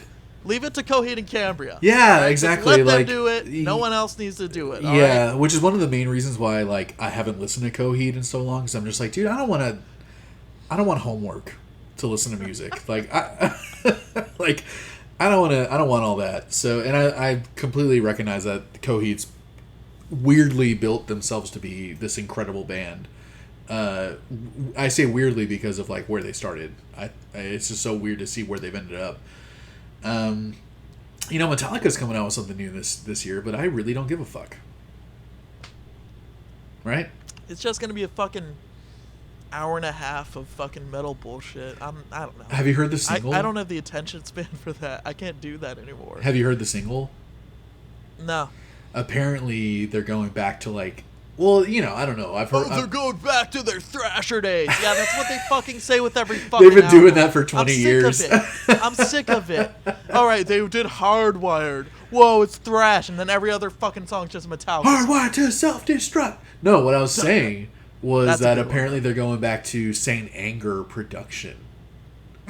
That the Homeboy's snare sounds a lot like Saint Anger, and I've only heard a few people say that, but I'm like, if that's the case, holy fuck, dude. Why that's a horrible choice. That is like infamously one of the worst produced albums of all time. Yeah, but also infamously one of Metallica's worst records is one of my favorites by them, and it's Reload. So what are you gonna do? The heart wants what it wants, Ash. Whatever. Let's go on to our last fucking Hey. Salute. Hey. Salute to yous. Salute to me. To the fucking viewers, to the music. Thank you to the fucking heart, to the mind. To the balls. To the balls. Yeah. To the galls. To the coach. To the booch. To the booch. Thank you to people who are still making music. Thank you to people. Real nice. Yeah, thank you to people who want to listen to two random ass people talk about music. And thank you to you, Ash, for sticking with it. You know what I mean? For just, I don't know, man. It takes this, as fun as this show is, it takes a lot of fucking effort. And it takes a lot of time. Yeah. More than people would think. Fucking editors. We're not doing this. Like that. We're clearly not doing this because we have 10,000 people downloading every episode. We're doing this because we want to, and because we care and we have fun doing it. And I think it's, I don't know, man. I don't know how many people would stick to a creative project for 2 years and not see quote unquote results from it, you know? You know, and that's fine. We came into this thing, we never expected to blow up or anything. This was self-serving from day one. Yeah. And it's kind of like every band I've been in where I want to write music that I want to listen to. I feel like there's no podcast out there that is doing what we're doing, because what we're doing is exactly what I want to listen to. I'm our number one fucking fan. That's fucking true. That is true. No doubt. I listen to our podcast as much as I listen to any other podcast. And it's the same as Mortalis. It's the same as my band in high school, Super Rude Boys. My band in college, People Look Like Flowers. I wrote music with people. It was always a collaboration, right? And it was always, I collaborated with people to do something that I wanted to hear. It wasn't about, you know, like, oh man, this thing's super popular right now. Let's go fucking play that because whatever. It was like, I was doing it 100% for me. And if there was someone else there with me, then I'm doing it for us. And that's what this show has been the whole time. And it's and like we said, like 2022 was kind of a rocky year. Like you moved, we both dealt with very personal things throughout the year. Yeah. A lot of changes throughout the year. Hardships, you know, and this show was always something that I went back to. And like this was always something to do. This was always something to look forward to. It was always a way for us to get together every week. Dude, what a great excuse to hang out. Yeah, we otherwise, like, you know, you like, obviously with your friends, you want to keep in touch with them. You want to keep in contact. But easier said than done, man. Yeah. And so we kind of use this responsibility that we have to kind of get together every week. And you are, you know, by far the person I've kind of kept in contact with most in Mortales or even in Austin. Right. And it's because of this fucking podcast. Yeah. That's it, you know? Yeah. And this is the reason why I started another podcast with another friend. Because I'm just like, dude, I want to talk to you more often. Yes. Like, I want to hang out with you more often. And it really is a great excuse to, like, have a reason to get together. As weird as it is, like, some people need a reason to do it. But I love that, like, throughout the year, like, me and you have fucking nerded out on wrestling and watched wrestling together, like, online. Like, we don't live in the same city, and I probably hang out and talk to you more than any other friend. Even friends that I have in San Diego, you know, like... And I think it's amazing, man. I think, like, we've seen each other... Like, we've both gone through so much shit this year. You know what I mean? And it's cool to be able to come out the other end and go, like, wow, another year in our pocket, another year in the books. And the good and the bad. It's like, I love going into 2023 with, like, this new, fresh energy and perspective, and we're going to be trying new shit this year. Yeah. And we're keeping it fresh for each other and for ourselves. And I think it's, you know, if anything, I think we talked about this last year too, in the award show, where it's just like, dude, start a podcast with your friend. Like, yes, it's the best. That's my fucking main message. Is yeah. Like, not even just start a podcast, but like, start a fucking podcast. If you've ever thought about it and you're just like thinking about it, like every once in a while it comes back like, oh yeah, I wanted to do a podcast. Just fucking do it. Just do it, man. Even as an excuse just to hang out. And just any creative project, you know, because the worst thing that you could do creatively is fucking nothing. Yeah, I mean, literally the word create. You know, like, just create something with a friend. You'll realize, like, the connection that you get from that. We obviously, like, we understand our position here. It's not like we're, like, really creating any art or anything by being music critics or anything like that. No. But just having this little room where I can get your perspective on stuff, vice versa, and we could even potentially talk to random people we would never talk to. Right. Just because of this one thing, like people in the comments, friends who have, like, Andres, like, messages you about the podcast, I think. All the time. Pretty often. All the time. You know what's funny is that, like, Andres is the only one that really actively, like, reaches out about the podcast or will comment on it to me. But when anytime I mention it, in groups of other friends and everything, they're all listening. And it's really cool, man. Yeah. And yeah, we're just like fucking art critics. Like, we're the assholes that critique art. and we're just... But, I mean, we've thrown our fucking ring in the fucking... We've thrown our hat in the ring a couple times, haven't we? We have music out there. Oh, yeah. We've released in fucking Mortales. I've released solo stuff. It's not like we aren't, just trying to do it our fucking selves. Yeah. We understand kind of what goes into music, we understand the fucking struggles, even if not in a big budget and not in a fucking studio, like fucking Ed Sheeran or anything like that. But like a Joe Jazz.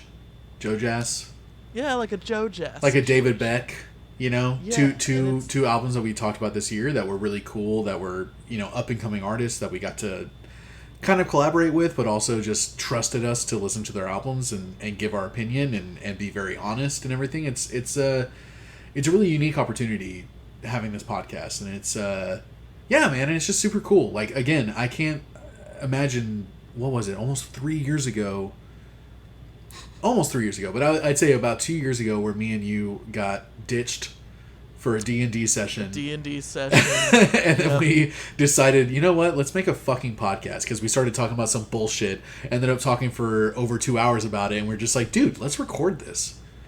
Yeah. And that's it. And easy as that's that. like, it's like a fucking meme, where it's like two people talking for an hour, like, yo, we should record a podcast. But whatever. Fucking whatever. Just do We're it, having man. so much fucking, we love doing it. Yeah. We've gotten, like, we have no monetization from it. No. We have barely any viewers, but it's just still something that's very fulfilling, Yeah. for me and for you. Yeah, absolutely. I think we get so much out of it, and it makes it really, really fun. Like, it forces us to listen to new music. That's right. And music was something I felt like I was missing in my life for such a long time, even as a musician.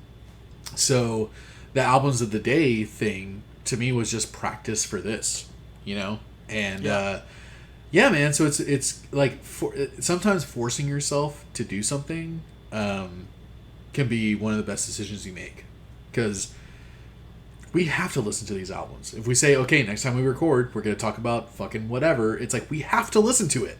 We don't have a choice. We've never skimped out on it.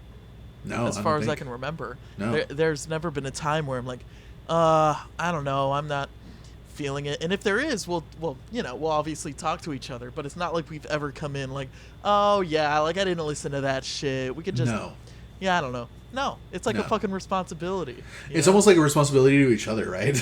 Like, we don't want to disappoint each other. Yeah, and that's another thing that fuels this fucking podcast is like, if you bring something in or you're excited about an album that's coming out, I'll get much more incentive to like care about it and to like look in depth with it, find what you love about it. Yeah. And how much have we learned about each other and gotten to know each other through this process too? Yeah. It's huge. I think it's like second to none. Like I haven't shared this experience with anyone else. I don't know if you can hear Bo drinking water. I can, yeah. I'm glad he's here. Yeah, I'm glad he's not ruining the moment right now at all. But with that said, a little ASMR. To the soundtrack of Bo drinking water. Hey. Salute to you. Salute. Fucking cheers, my friend. To the gabagool herself. To my baba goodness, to my baby fucking whale over there. There you go. Baby beluga. My baby beluga. There you go. Killing it in California while I'm in Washington. Yeah, I obviously have a better situation. But with all that said, and with all the bullshit out of the way, Ash, what's the last category?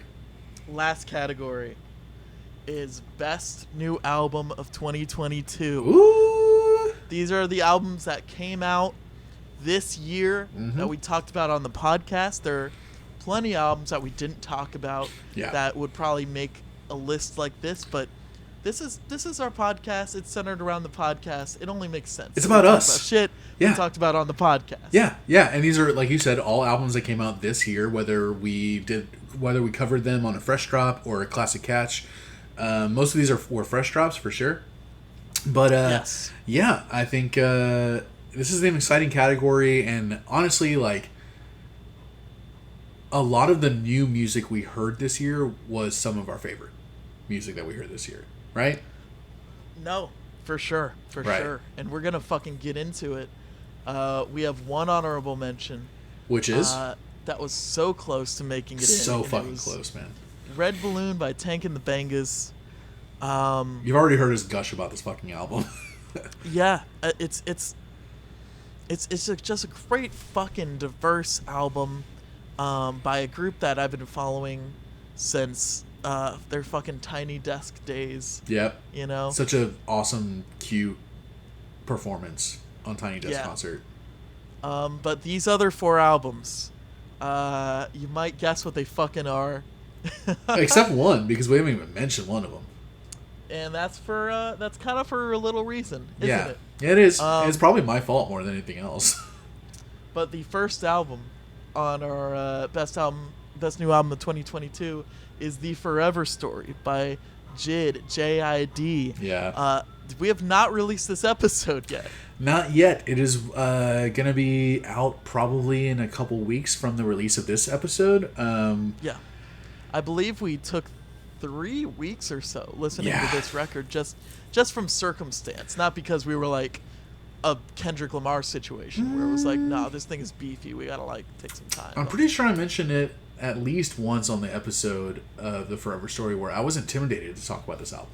Yeah. Yeah. It's an intimidating album because JID, it's a wordy album. Yeah. And it's like, he's a great storyteller. He's very introspective. Yeah. He's very raw with kind of his situation and his emotions. And this is I don't know if it's a sequel to the Never Story exactly. It might be a spiritual sequel because The Forever Story by JID was essentially a concept record, right? Yeah. It's talking about his upbringing, his history, his family, what made him who he is at this point is what the record was about. So the Never Story, I feel like, is almost about like his current state, his current position in life, and the Forever Story is like, I think I understand the title of the album because the Forever Story is almost just like, it doesn't matter what you do, your family and your history is always going to be a part of your story. Right? Yeah. So I feel like that's what the Forever Story was about. And I think it was a very personal record to him. And to me, just from aesthetically and from a fan of music and having hip-hop be my favorite genre of music, it's a fucking incredible album. It's an amazing record. It's amazing. It's got fantastic beats, very diverse, very interesting. It's a bit long. You know? It is, yeah. It's long and it's wordy. You might get lost. And it had a couple songs I didn't like. Sure. You know, it can be an amazing record and still have a couple songs that I'm not a huge fan of. He has a very clear voice, and it's very easy to kind of follow along with his words if you're paying attention. He's got a couple features on there. I think there wasn't a bad song on the record. There was like one flyover or two. But God, such great fucking songs, beautiful fucking songs on there. A much better singer than you would think. Yeah, dude, JID can fucking. He's got some pipes. Got some pipes. Yeah, he's got some golden fucking pipes. Yeah, yep. And as amazing as that album is, there's 3 other ones that we put right up there with it, and I would say the next nominee is right there with it, and it's an album that has been mentioned so many times already on the show. It is Melt My Eyes, See Your Future by Denzel Curry. I don't know what else we can say about this record, honestly. I mean, it's just fucking great. And you know what? It's not even the last fucking step in this dude's career. No, I honestly expect his next album to be better. Yeah. He's just going to go fucking above and beyond. I've been saying since the first time I heard Denzel Curry. You've been talking to me about this dude for years before I even listened to him. Years. I think the first time I had found out about him was from that song Ultimate. Oh, so good! Kind of a meme. right? Kind of a meme. Is it? I am the one your son don't need to respect up on the streets. Yeah. Yeah. So good, dude. But like, he's always been there. Won you over with the Rage Against the Machine cover, Bulls on Parade. That's what got me to listen to him, man. Because it's you and a friend. I got to shout out Fernando. Fern has been recommending Denzel Curry to me since I met him in like 2016, 2017 or something. Yeah. And I was like, whatever. Like, he played him for me one time, and I wasn't into that super hype hip hop at the time, because I'm pretty sure it was like Ultimate Era Denzel stuff, and this is like 2016, 2017. And yeah, man, I totally dismissed it.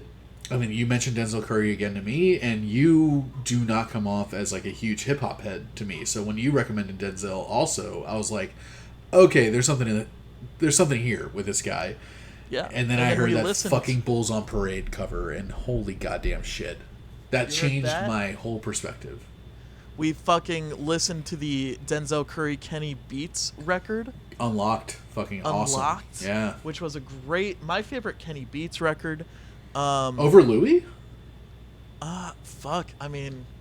I guess it is over Louie. It has to be, because Denzel is the perfect guy with Kenny. Denzel and Kenny are just like Denzel and T-Pain. Like, maybe Denzel just fucking blends with everyone. You know? Denzel's just cool, dude. God damn it. I want to know him, man. He seems cool as fuck. Know. He's hilarious, and he's cool, and he's tough, and he's fucking vulnerable. I'm just like, Denzel's got it all, dude. He's a great dude. But you know who else is a great dude at making fucking beats is Kenny Beats. LOUIE. Speaking of the fucking collaboration. Yeah, he's definitely... LOUIE has to be a nomination for Best Album of the Year. Like, has to be. It's... You know, I don't think anyone expected this from Kenny. I think you're right. I don't think anyone expected, first off, an all-instrumental album, right? Right. To be using the vocals of all these rappers that he's worked with, Slow Tie, JPEG Mafia, Vince Staples. Yep. JPEG. JPEG. Yep. Baby. Yep. And use it in the way he did, but he fucking did. If you want to talk about the complete 180 opposite of Crisis of Faith by Billy Talent, which we mentioned multiple times, had no inspiration, felt like they didn't give a fuck. LOUIE felt so important to Kenny Beats, and that came across so much in the result, the final product of that album. Yeah, it felt inspired. It felt like it meant a lot to him, and it almost felt like, you know, if it wasn't for the reason why he wrote it, which was, you know, as a tribute to his dad, it almost felt like it was Kenny proving himself to the world. You know what I mean? Sure. Well, I read in an interview that before he was like, you know, people were kind of asking me, like, you're going to make a solo record, you're going to do something yourself. And he was saying, I don't know what I would do. Yeah, like, why would he do that? But then he got that inspiration from his dad. Yeah. Kind of getting diagnosed with cancer, I believe. Yeah, I think it was pancreatic cancer, if I remember. And that was kind of the medium to inspire this album. And it's not like it has a particular message or anything. There's no lyrics.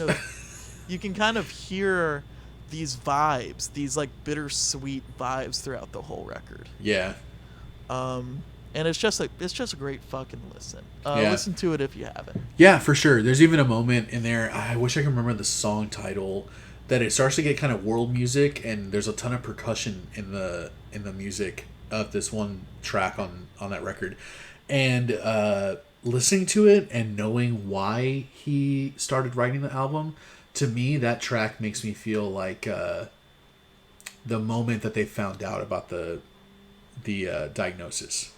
It feels like a chaotic moment. Like, it feels like a moment that it's like your brain is going 1,000 miles a minute. And that's what that song kind of like, I get that feeling from that song, and it helps to know why he wrote the album.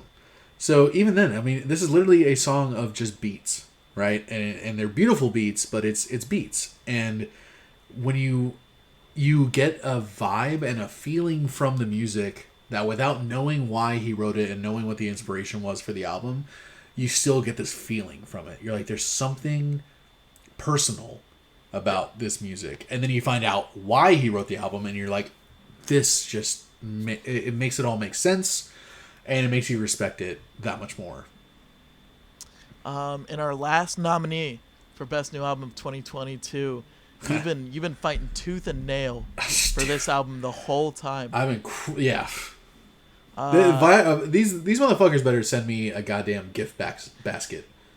It is Cave World by Viagra Boys. Mm-hmm. It's not like I didn't like the record at all. During the episode, you can see that I'm very enthusiastic about the record too. We loved it, yeah. And the listening to it again, just a really cool, punky, but not exactly punk record. It's almost like how Talking Heads are like punk, quote unquote. Sure. It's kind of that type of punk where it's tongue in cheek. Clearly, they're not taking themselves that seriously, right? Yeah. But man, it has this certain. It's got so much attitude to it, and clearly the singer of Viagra Boys, and I wish I had his name.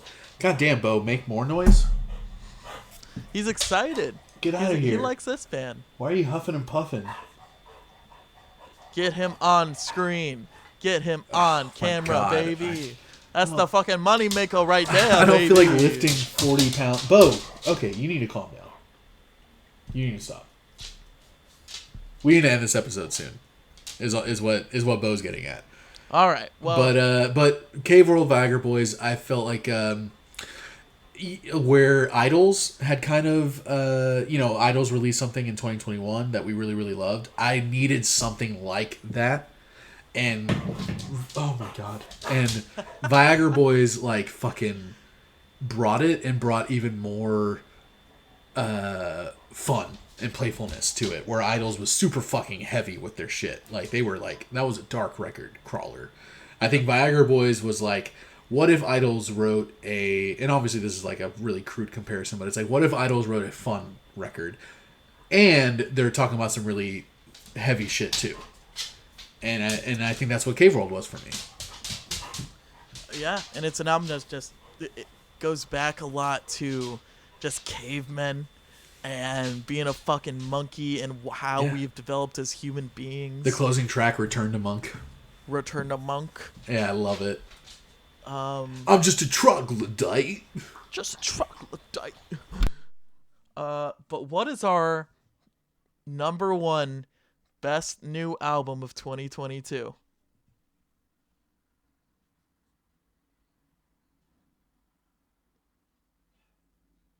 Bo's doing the loudest things right now. He's chugging water.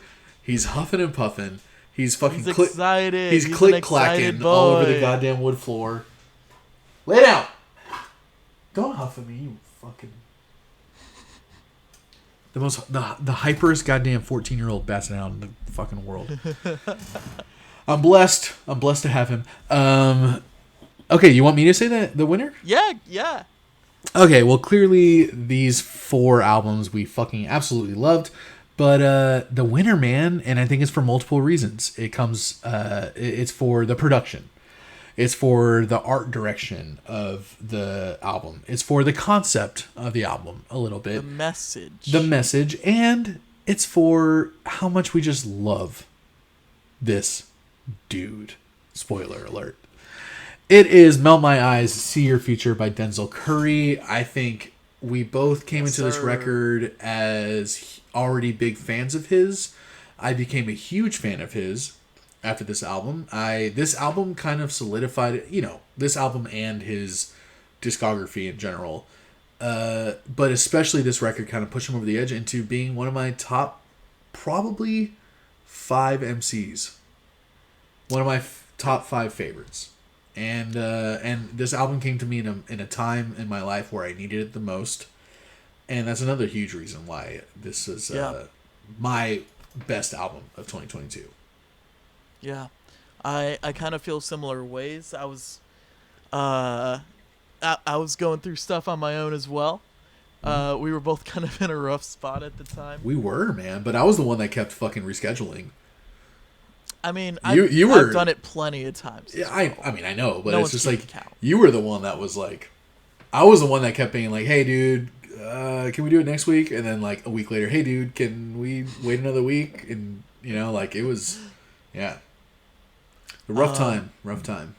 But that just goes to show how good this fucking record is. Is that it kind of helped us with getting through some of that shit. A lot. It's not like it cured everything. It's not like it like gave us the perfect mindset or anything, but it helped, man. Yeah. It helped. Just a bunch of interesting, diverse beats, some good features, a lot of interesting production choices. Let's talk about some of those features, man. Six Yeah? Black, Rico Nasty, JID. Rico was amazing. We didn't mention her album that she came out with this year, but it was fucking Las good. Ruinas. Las Ruinas was almost ended up on a couple of my nominations. That was a good fucking record. It's a great record. Yeah. Who else was on it? Rico Nasty. Well, we got T-Pain. We got there's Buzzy T-Pain. Lee. I believe was Lil Wayne. No, I don't think Lil Wayne. No, Lil Wayne was on JID. Yes. Who was on X-Wing? JID was on Ain't No Way as well. Ain't no way. X-Wing, I'm just on in the Next thing. No one was on it. Oh, I thought he had a feature on that. Okay. Saul Williams and Bridget Perez. Dude, Saul Williams, huge feature for him. Kariem Riggins. Robert Glasper, big fucking Robert Glasper on the first one. He doesn't rap, but he's a huge feature as well. Yes. Just great songs. Melch Sessions, Walkin', John Wayne, Troubles, X-Wing, dude. Sandro Zatoichi, The Ills. Yeah. Fucking banger. Dude, Slow Great Tie. song. Slow Tie is not on this one. Slow Tie was on it. What song? He's on towards the end. Oh yeah, he's just not on this fucking. He's not featured. He does the hook. He's not written. He does the hook. He is on. Yeah. I think Sanjuro. Yeah. One of those at the end. Death? I don't know. One of those at the end.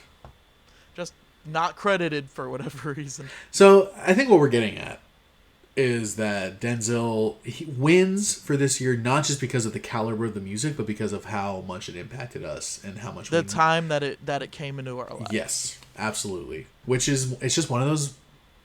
It's one of those moments, man, where things just align perfectly, and you get what you need when you need it.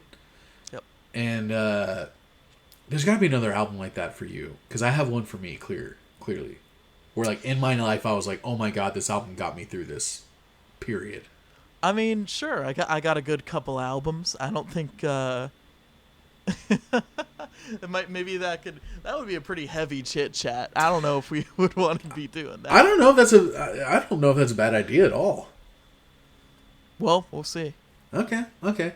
Should I save mine then? I'll save it. You know what? Fuck it. Fucking save it. Yeah, I'm saving it. We're going to talk about it in some capacity. Fuck the 1 or 2 listeners we get.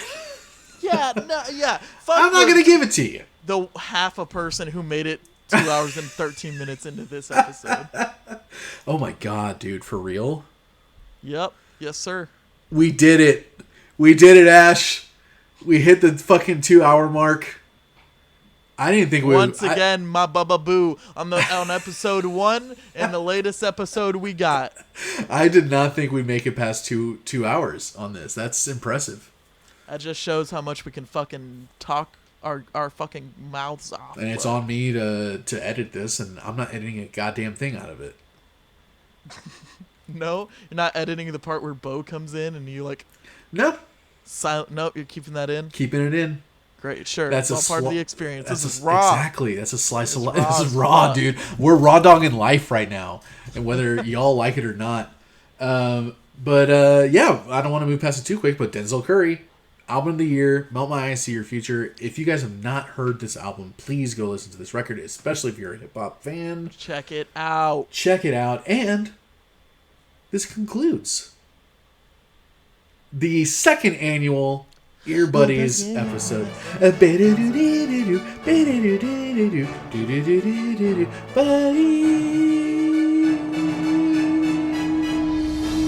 Thank you so much for listening. Thank you for watching. Thank you for participating. Thank you for harassing. Thank you for haranguing. Thank you for commenting. Thank you for following. Thank you for subscribing. If you've made it this far, if you made it to the end of this episode, I know I will. Truly and genuinely thank you. Like, literally, thank you. Like, seriously. Seriously. Like, this is... you know, we say all this shit about, like, we don't care if anyone's listening. Fuck and you, it's true. dude. But, like, it just makes it even more special when we find out some people are, you know? Yeah. Even if those people are friends and family. Not just even. I'm not trying to reduce, like, that. I'm just saying, like, strangers listening to this confuse us. Yes. It's weird. Like, it's like, what? Why? Friends and family listen to this. It makes a little more sense. But even then, it's still just like, oh, cool, man. Like, wow, that's fucking awesome that you listen. And, yeah, like, wholeheartedly, again, this is a completely self-serving podcast for just me and Ash. Like, just so many reasons why we do this. But, like, I think we can confidently say, you know, guys, we don't get any hidden viewers. We aren't very popular. So when I say thank you, I mean you. Literally. Literally listen to this. Yeah. You know? Thanks, Dave. Hey, Jeff, you're a real one. Katie, like, for real. You're awesome. Sarah, the best. Aaron, I see you. Eric. Thank you, Eric. Chris. Fuck you. Fuck you. Get the fuck out of here. You know what? Fuck off. Fuck you. No, I'm just kidding. I love you, Chris. But yeah, that concludes our fucking Ear Buddies. Excited for 2023. Who knows what the fuck is gonna happen? I sure don't. I think one thing that I can confidently say is that in 2023 we're going to focus a lot on the chit chats. Yep. Which, if you haven't checked those episodes out, it's like, it's always music related, but it's more just a conversation about a music topic. It's not about an album or an artist or anything like that. We've done episodes on, like, our favorite guilty pleasure songs. We've done episodes of our favorite wrestler intro, that was a fucking fun episode. Favorite video game soundtracks. We have done, and we may do more, kind of like discography discussions. Yeah, where we do tier lists. Our first episode, RX Bandit's discography. We put all the albums in our own tier lists. Yep. Talked about each album. Yeah, and I think that's gonna, we're gonna focus a lot on those this year, trying to get you guys more involved in the conversation. So if you guys have a topic that you guys want us to, for some reason, you want to see two random ass people discuss, we are open to it, and we will probably fucking do it. We're also going to focus on new albums this year more than classic catches, where, our Monday episodes or whatever, which I'm honestly, like, really fucking looking forward to. Like, I think a big thing that my album of the day thing did for me was it forced me to listen to new music. It wasn't always music that came out that day or whatever, but it was like, it forced me to listen to new shit to me. Our classic catches are albums that at least one of us have heard 100 times, so it's like with fresh drops, we're releasing them every weekend, and it's going to be an album that came out that week, which I think is going to be it's going to force us out of our comfort zone a little bit, if we're on our game. Yeah, we got to stick to that schedule. If we're on our game, it could be the fucking day the album comes out, which would be fucking dope. And now I'm pretty good. Happened. Now I'm editing video too, so I can help out with the editing of the fresh drops, which I never did before. Little insight, little BTS for the people. But man, we're gonna stick to it. We hope y'all stick with us. Stick with us, man, because eventually we do want to monetize. One day. That'd be really nice. That'd be very cool. It'd be a lot easier to do. Yeah, and speaking of the fresh drops and the chit chats, just as much as the chit chats, we want to get y'all's recommendations on albums that are coming out soon that you want us to talk about. If you want to shoot us a message, go to our Instagram at EBPcast. Follow us on there. If you're listening to us on a podcast, situation, we have video versions of our podcast. There's video on YouTube. Just search Earbuds Podcast and you'll find us on there. So give us a follow, give us a subscribe and a like and all that shit. If you're on YouTube, we're on all podcast hosting websites if you just need something to drive along to in your car. Yep, it's not always a video component. And one thing that we forgot to mention that is going to be new this year is we're actually going to have the actual music that we talk about on our episodes. This is quite a development. That is a huge change for us. It's going to depend on what type of episode that we're doing.